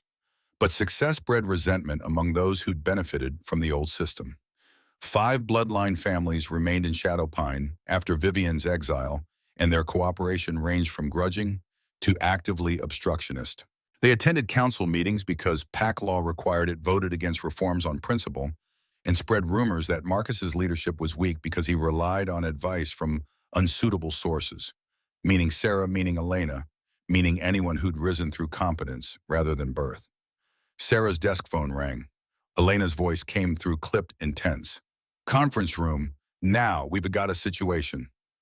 The conference room had become their war room over the past 3 months, walls covered in maps and timelines and intelligence reports that Elena updated obsessively. Today, Marcus stood at the window overlooking the compound's eastern approach, his posture radiating the kind of controlled tension that preceded action. Garrett was pulling up satellite imagery on the main screen, while Dr. Merrick looked uncharacteristically grim. Marcus turned as Sarah entered, his ice blue eyes sharp with focus. Vivian's making her move. Elena intercepted communications 2 hours ago. She's planning a formal challenge at the spring coronation. The spring coronation was Shadowpine's most sacred ceremony, an annual event where the Alpha renewed vows to the PAC and the PAC reaffirmed their loyalty. Tradition dictated it was held at the sacred grounds in the forest, a clearing consecrated by generations of Alphas going back 200 years. 500 PAC members would attend, along with delegates from allied packs, making it the largest gathering of the year. Formal challenge how? Sarah asked, though dread was already forming in her stomach. Elena pulled up decoded messages on a secondary screen. She's not just coming to disrupt. She's hired mercenaries, 20 former Special Forces operatives with werewolf combat experience. The plan is to attack during the ceremony itself, during the moment of renewal, when tradition requires Marcus to be unarmed and unguarded. Kill him, publicly claim the attack proves his leadership has made the pack vulnerable, install a puppet alpha from one of her allied families. That's suicide, Garrett said flatly. Attacking during sacred ceremony, every pack in the region would turn on her. Unless she wins, Marcus countered. If she succeeds, she controls the narrative. Says she was defending tradition against an alpha who'd gone rogue. Positions herself as the pack's savior rather than its destroyer. Other bloodline families would support her version because the alternative is admitting they've been complicit in reform. Sarah studied the intelligence reports, her nursing background, automatically assessing casualty projections. 20 trained mercenaries with silver weapons against ceremonial guards. They'd cut through security in minutes. Civilian casualties would be catastrophic. Which is why we're not letting it happen. Marcus moved to the tactical map Garrett had spread across the table. The coronation is in 3 weeks. That gives us time to prepare, but not much. Canceling isn't an option. It would show weakness and violate tradition in ways that would undermine everything we've built. So we proceed, but we turn their ambush into our trap. Walk me through it, Elena said, her fingers already flying across her keyboard to pull up relevant data. Garrett took point on the tactical briefing, his military background, evident in the precision of his planning. Traditional ceremony requires Alpha to enter the sacred grounds alone, unarmed, wearing ceremonial robes. Security stays on the perimeter, weapons remain outside the consecrated space. Vivian's counting on that tradition to make Marcus vulnerable. So we changed tradition, Sarah said. The others looked at her. What we've been changing, everything else. Why is this different? Because it's sacred, Dr. Merrick explained gently. Some traditions carry weight beyond politics. The coronation ceremony has been performed the same way for 2 centuries. Altering it risks alienating even wolves who support reform. Marcus's expression remained thoughtful. Unless we alter it in ways that honor the spirit while adapting to reality. Garrett, what if we maintain the appearance of tradition while embedding security throughout the ceremony itself? Explain. I enter alone and unarmed as required, but we position trained fighters among the pack members, themselves common wolves and omegas who've been through tactical training. They attend as witnesses, which tradition allows, but they're actually a defensive perimeter disguised as civilians. When Vivian's mercenaries attack, they're not facing ceremonial guards on the perimeter. They're surrounded by combatants embedded in the crowd. Garrett's eyes lit with professional appreciation. Asymmetric defense. They're expecting soft targets and minimal resistance. Instead, they walk into a kill box populated by wolves they've underestimated. I like it, but it requires extensive training with pack members who've never seen combat. Then we start training today, Marcus said. Volunteers, only common wolves and omegas who want to actively defend the pack. Elena handles intelligence and counterintelligence. Merrick prepares trauma response for casualties because there will be casualties. Sarah coordinates civilian evacuation protocols because we need non-combatants away from the kill zone. Sarah's medical training was already gaming out scenarios. We'll need triage stations, clear evacuation routes, communication systems that don't rely on technology since silver rounds can disable electronics. And we need to drill this repeatedly because panic kills more people than bullets in mass casualty events. Agreed. 3 weeks. 21 days to turn pack members into a defensive force capable of repelling trained mercenaries while protecting civilians and maintaining enough ceremonial appearance that we don't violate sacred tradition. Marcus looked at each of them in turn. This is going to be brutal. Training will push people beyond what they think they're capable of. Some will quit. Some will get hurt even in practice. But if we succeed, we prove that the new Shadow Pine is stronger than the old one. That merit and competence beat birthright and entitlement. Questions. 1, Sarah said quietly. What happens if Vivian wins? If the mercenaries succeed despite our preparations? Marcus met her eyes with the same intensity he had shown the night they danced. then everything we've built dies with me, and wolves like you go back to being invisible, which is why failure isn't an option.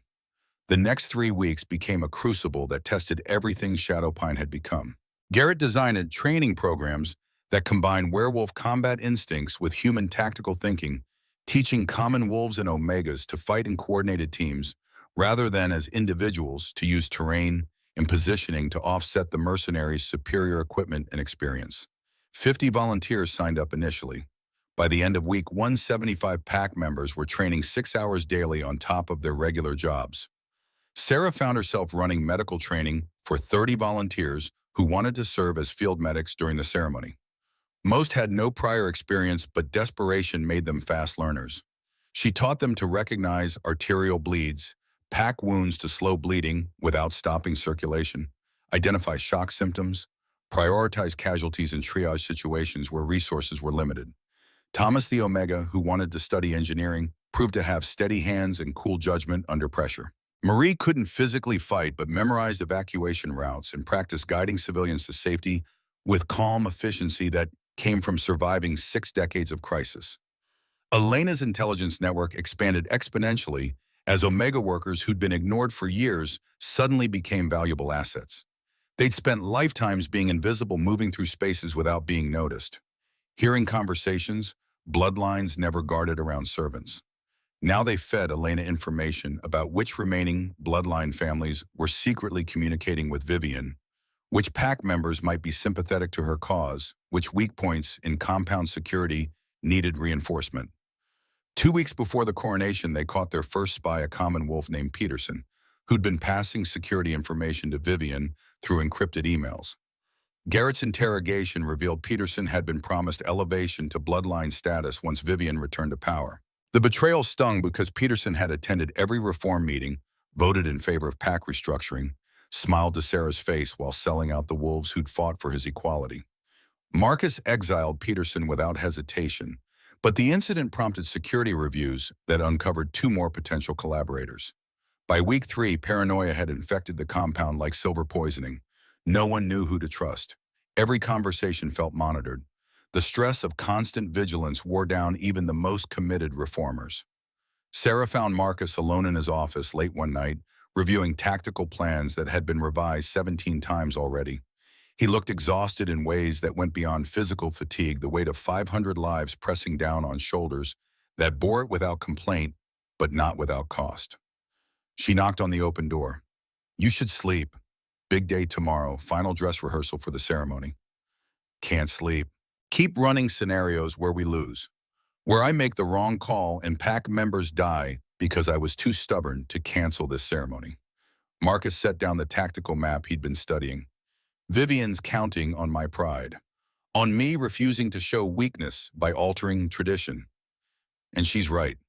I'm walking straight into her trap because the alternative is admitting the new Shadowpine is too fragile to defend itself." Sarah entered the office, closing the door behind her. Over 3 months, they developed a partnership that existed somewhere between professional alliance and personal connection.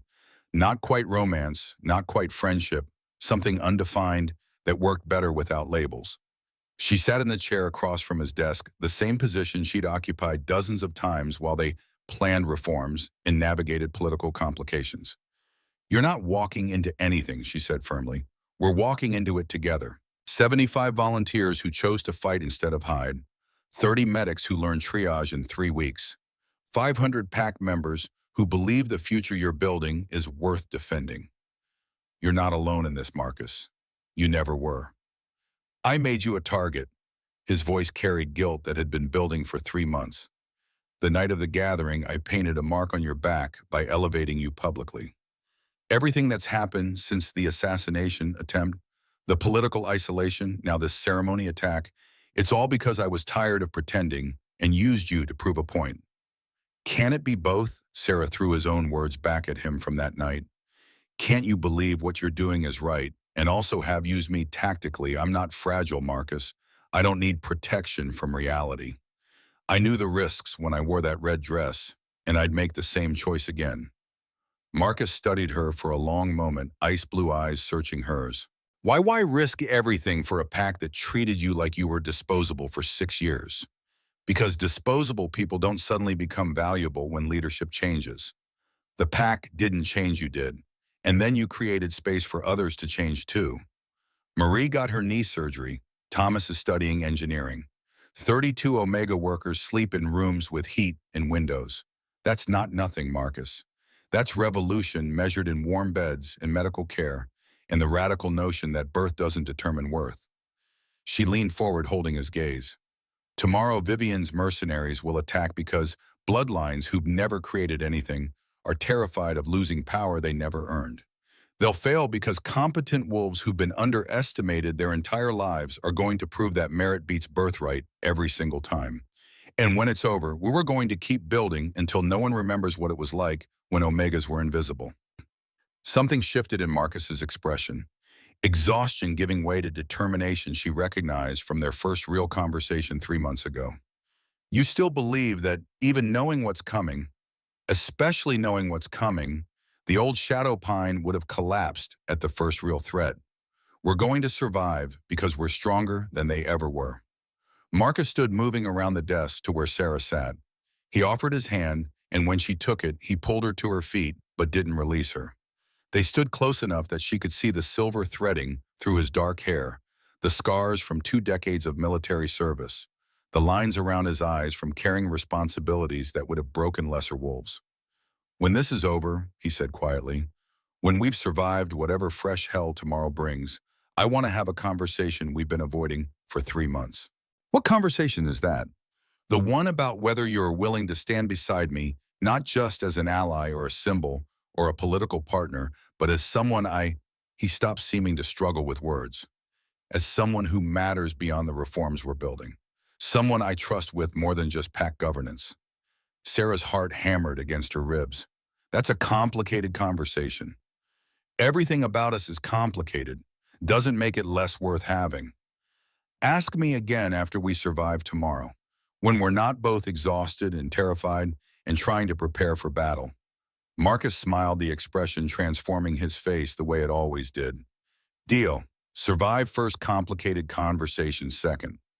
He released her hand reluctantly, and Sarah left him to his tactical planning, but warmth spread through her chest that had nothing to do with the office's heating system. 3 months ago, she'd been invisible. Tomorrow, she'd help defend a pack that had finally learned to see her. And after that, maybe there'd be space for conversations about futures that included something beyond constant crisis management. But first, they had to survive. The morning of the spring coronation dawned clear and cold, early spring sunlight filtering through trees that were just beginning to bud. The sacred grounds were located 3 miles from the compound's main buildings, a clearing in old-growth forest where shadow pine alphas had renewed their vows for 200 years. Stone markers ringed the space, each carved with names of previous leaders dating back to the pack's founding. At the center stood a raised platform of ancient wood worn smooth by generations of bare feet. 500 pack members gathered in careful formation that looked ceremonial but was actually tactical positioning designed by Garrett. Bloodline families occupied the eastern quadrant, their formal attire marking them as observers rather than participants. Common wolves filled the southern and western sections, their positions carefully chosen to provide maximum coverage of sight lines and approach vectors. Omega workers stood at the north, closest to evacuation routes, but also nearest to medical stations Sarah had set up in concealed locations. 75 trained volunteers were distributed throughout the crowd, indistinguishable from other pack members, except for the hand signals they'd practiced obsessively. 30 medics carried concealed supplies. Garrett commanded security from a position disguised as ceremonial witness. Elena monitored communications from the compound, ready to coordinate response if the attack came from unexpected directions. Marcus stood at the platform's center wearing traditional ceremonial robes, white linen, that left him visibly unarmed and vulnerable exactly as tradition required. The morning sun caught his silver-threaded hair, and Sarah thought he looked simultaneously like a warrior and a sacrifice. Beside him, Dr. Merrick served as ceremony officiant, his role requiring him to witness the Alpha's vows and confirm their acceptance by pack vote. Sarah stood among the Omega section wearing practical clothing under a ceremonial shawl, her medical bag concealed but accessible. Around her, pack members who'd never attended a coronation before watched with mixture of reverence and tension. Everyone knew an attack was coming. No one knew exactly when. Merrick's voice carried across the clearing, beginning the traditional opening. We gather at sacred grounds consecrated by generations of Shadow Pine Alphas. We come to witness renewal, to reaffirm bonds that make us pack, to honor traditions that connect us to those who came before.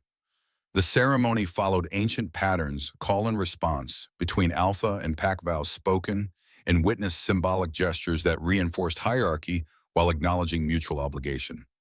Marcus spoke the words their ancestors had spoken, his voice steady, despite knowing that mercenaries were likely positioning themselves in the surrounding forest. Sarah scanned the tree line, looking for movement that didn't belong. Beside her, Marie gripped her hand with surprising strength for someone 68 years old. Here, the elderly Omega whispered, they're coming. Motion flickered in the northern tree line shadows separating from forest, moving with military precision that marked them as the mercenaries Vivian had hired. 20 operators in tactical gear armed with weapons designed to kill werewolves efficiently. They emerged from concealment in coordinated fashion, weapons raised clearly, expecting minimal resistance. What they found instead was 75 wolves who'd spent 3 weeks training for exactly this moment. Garrett's voice cut through the ceremony with battlefield authority. Contact north, all units engage. Chaos erupted with surgical precision.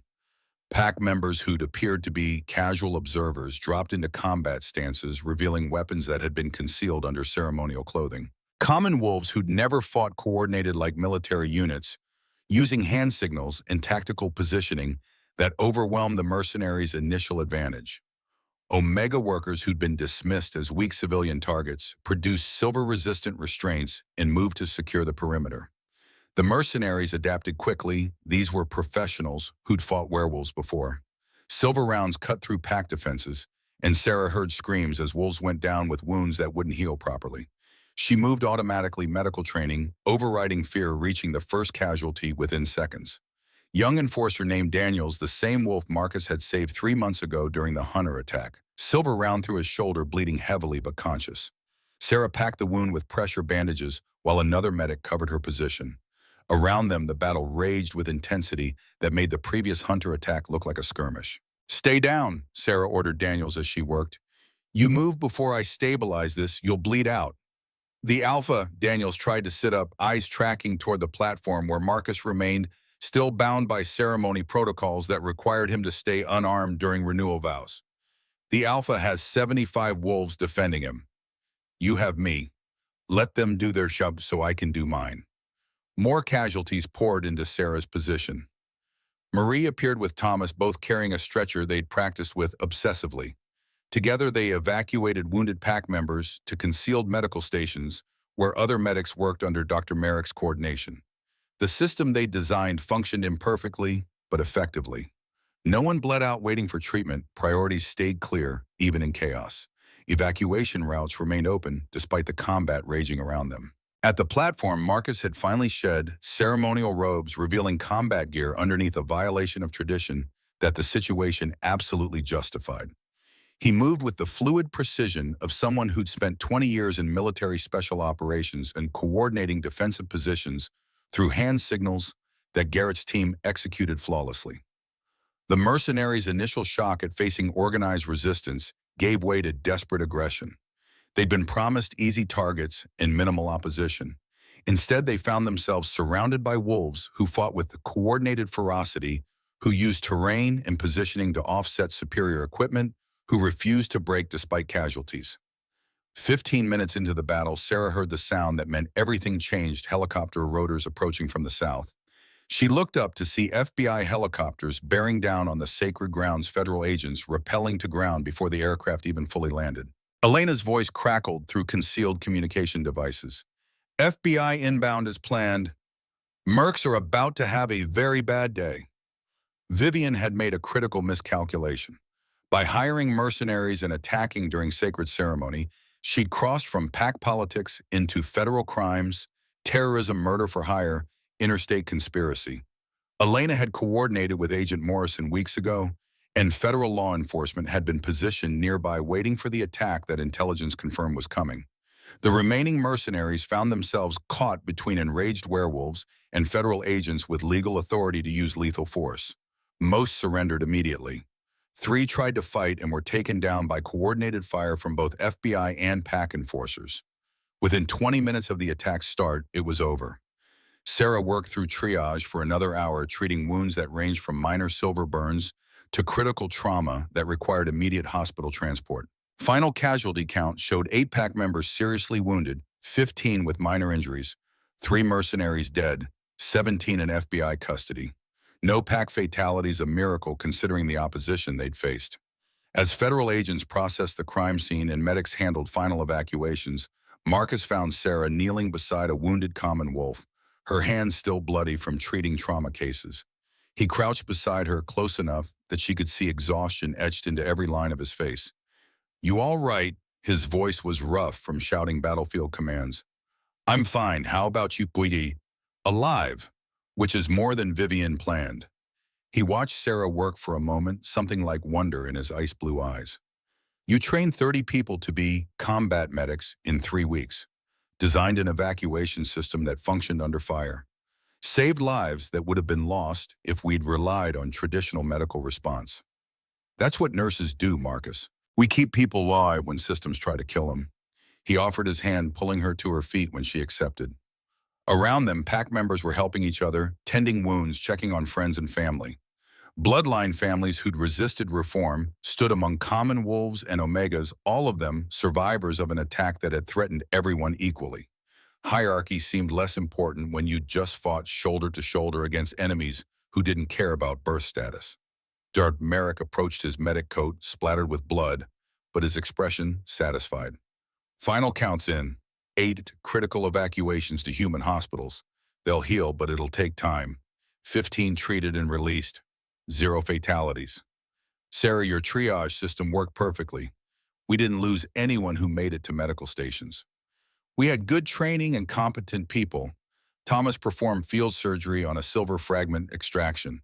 Marie coordinated evacuation of 30 civilians under fire. They earned those saves, not me." "Take the credit," Marcus said quietly. "You've spent 6 years being invisible. Let people see what you've accomplished." Before Sarah could respond, Agent Morrison appeared with Elena at his side. The FBI supervisor looked grim, but satisfied, the expression of someone who'd just wrapped up a major case. "Alpha Stone, I need statements from everyone involved in security planning and tactical response. We've got 17 mercenaries in custody, and every single one is facing federal terrorism charges. Several are already negotiating testimony in exchange for reduced sentences." "Testimony about what?" Marcus asked, though Sarah suspected he already knew. "About who hired them, who provided intelligence on your ceremony location and security protocols, who transferred payment through offshore accounts we've been tracking for months."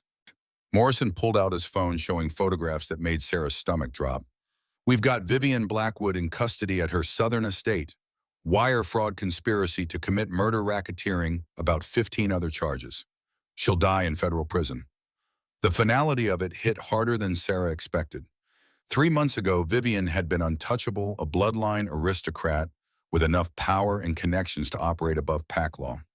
Now she was just another criminal facing consequences that wealth couldn't prevent. The system had worked. Not PAC justice that bloodlines could manipulate, but human law that treated everyone equally regardless of birth status. The other 6 families from the Council of Blood, Garrett asked, joining their group.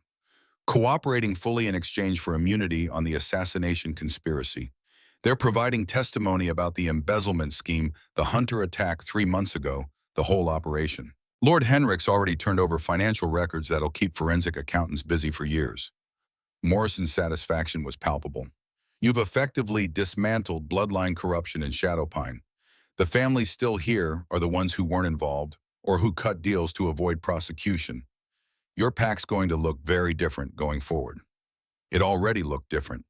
As Sarah scanned the clearing, she saw bloodline families helping Omega workers treat injuries. Common wolves sharing water and supplies with PAC members they'd previously dismissed. Children from all ranks playing together near the medical stations, too young to understand. They were witnessing history, but absorbing lessons about equality that would shape their generation. Marcus thanked Morrison and coordinated with Garrett on security for the compound now that the immediate threat had passed. When federal agents began interviewing witnesses and processing evidence, he finally turned his full attention to Sarah. That conversation we talked about having that after we survived. I'm ready if you are. Sarah looked at the sacred grounds around them, blood-stained earth, where they'd defended the future they were building, stone markers bearing names of alphas, who'd ruled according to traditions that needed changing pack members, who'd fought because they believed in something worth protecting. This felt like the right place for complicated conversations. Ask me what you wanted to ask 3 months ago, she said, when you first put your hand on my back and guided me into that gathering hall. Marcus smiled, the expression that still transformed his face every time she saw it. I wanted to ask if you'd consider standing beside me. Not as an Omega I elevated to prove a point, not as a political symbol or an ally in reform, but as someone I trust with everything I am, everything I'm trying to build, as someone who matters more than pack governance and policy debates and all the practical reasons we work well together. He paused, seeming to search for words. I wanted to ask if you'd be willing to explore what we could be if we stopped letting complications stop us. Sarah thought about 6 years of invisibility, thought about the red dress that had cost 3 months of wages and changed everything, thought about saving Marcus's life while he bled on silk sheets, about defending this pack against enemies who'd underestimated wolves they dismissed as weak, about building systems that measured worth through competence rather than birth. Yes, she said simply, to all of it. The complications, the partnership, the whatever this is that we've been avoiding defining. Yes. Marcus's smile widened into something close to joy, an expression Sarah suspected few wolves ever saw. He took her hand, and this time the touch felt different. Not tactical or professional or carefully neutral. Personal, intimate. The beginning of something they'd both been circling for 3 months without acknowledging. Good, he said, because I've been in love with you since you put that blanket on my shoulders and told me Omegas are trained to disappear. And I wanted you to know before we do this next part. What next part? The part where we finish the coronation ceremony. The part where I make new vows that actually reflect the pack we're building instead of traditions that needed changing.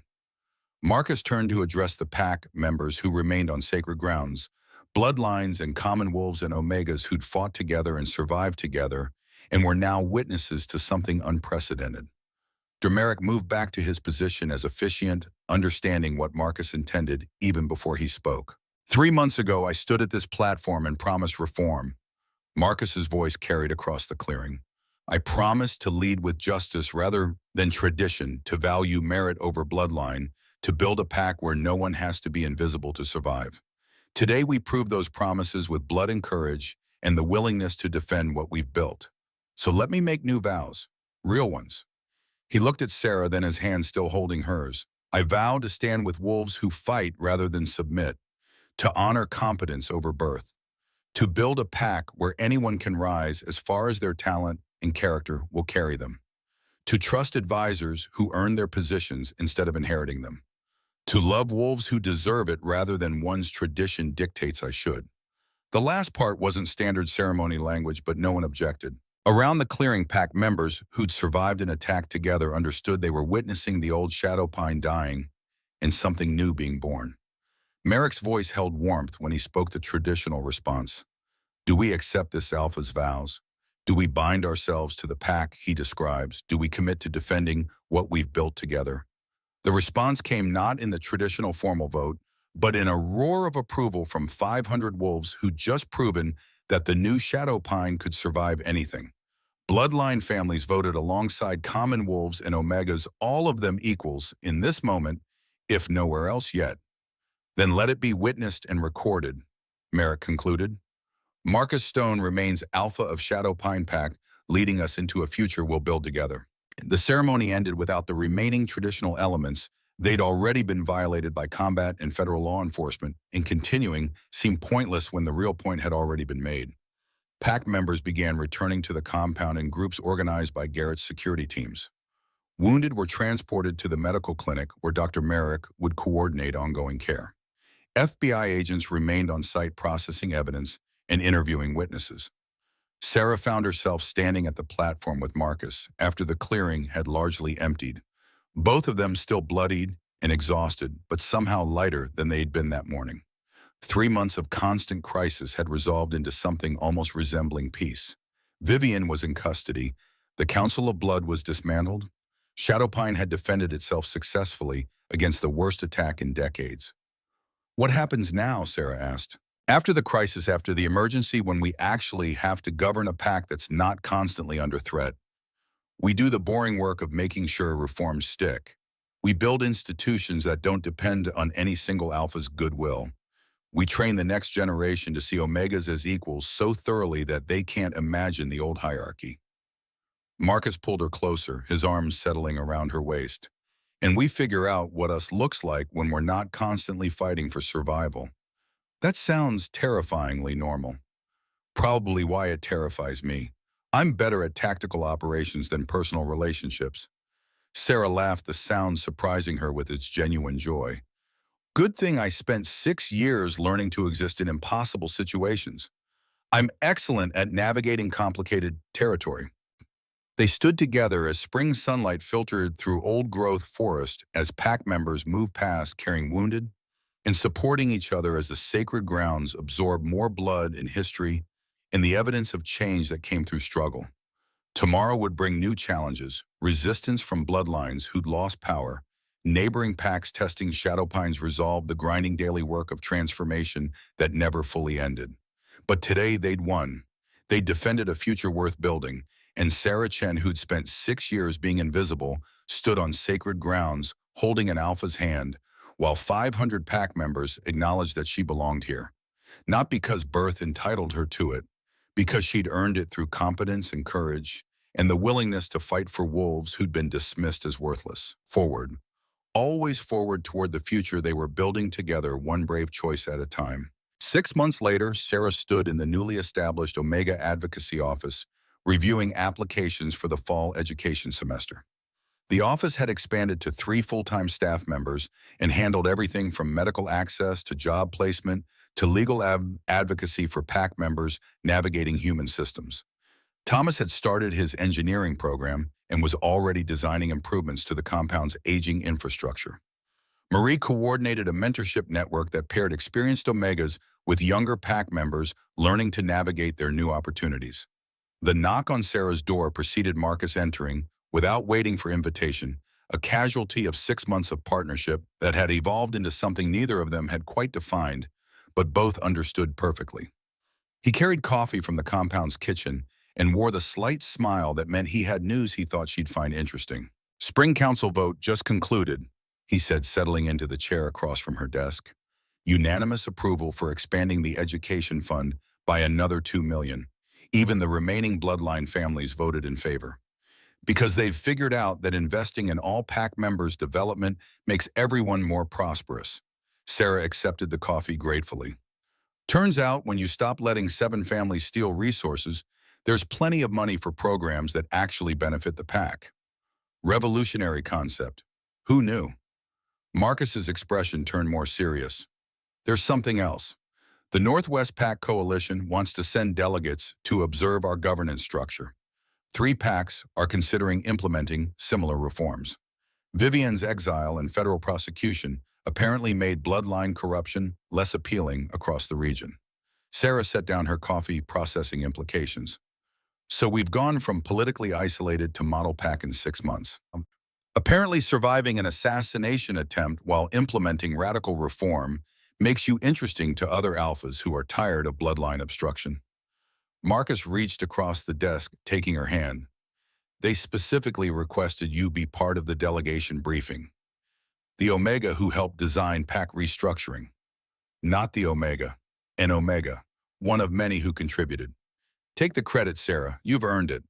They'd had this conversation dozens of times over 6 months, Sarah deflecting recognition, Marcus insisting she accept it. She'd saved lives, designed systems, proven that competence mattered more than birth. The PAC knew it. Other PACs were learning it. Only Sarah still struggled sometimes with the cognitive dissonance between 6 years of invisibility and 6 months of visibility. But she was learning, slowly, imperfectly. With Marcus's patient insistence, and Marie's fierce pride, and Thomas's gratitude, and the evidence of 32 Omega workers whose lives had fundamentally changed because someone finally acknowledged they mattered. Fine, Sarah conceded. I'll brief the delegates. But I'm bringing Marie and Thomas too. They represent the transformation better than I do. Deal. Marcus stood pulling her up with him close enough that she could see silver threading through his dark hair and count the scars from 20 years of military service. Now stop working and come to dinner. We have reservations at that restaurant in Port Angeles you've been wanting to try. We have reservations, as in you made plans without checking if I was available. I'm the Alpha. I can decree your availability. Sarah laughed, the sound coming easier after 6 months of practice. That's not how this partnership works, and you know it. Worth a try. Marcus kissed her, the gesture familiar now, but still capable of stealing her breath. Come to dinner. Let me take you somewhere nice where we can pretend to be normal wolves on a date instead of political partners managing pack reform. We're never going to be normal wolves on a date. Probably not, but we can pretend for a few hours. They left the Omega Advocacy office together, walking through compound corridors where pack members nodded greetings without differentiating between Alpha and former Omega, where bloodline children played with common wolf cubs and Omega pups without anyone remarking on it, where the visible evidence of transformation was so normal now that young wolves couldn't imagine it had ever been different. Sarah thought about the red dress hanging in her closet, cleaned and preserved, a reminder of the night everything changed. Thought about promises made on sacred grounds and defended with blood. Thought about complicated conversations that had led to partnership and something deeper that she'd stopped trying to define. The future they were building wasn't perfect. Resistance remained among wolves who missed the old hierarchy. Neighboring packs still tested Shadowpine's resolve. Every day brought new challenges that required navigation through uncharted territory. But forward, always forward toward the future they had bled to build one brave choice at a time. And Sarah Chen, who'd spent 6 years learning to disappear, walked through Shadowpine compound, holding an Alpha's hand visible and valued and exactly where she belonged.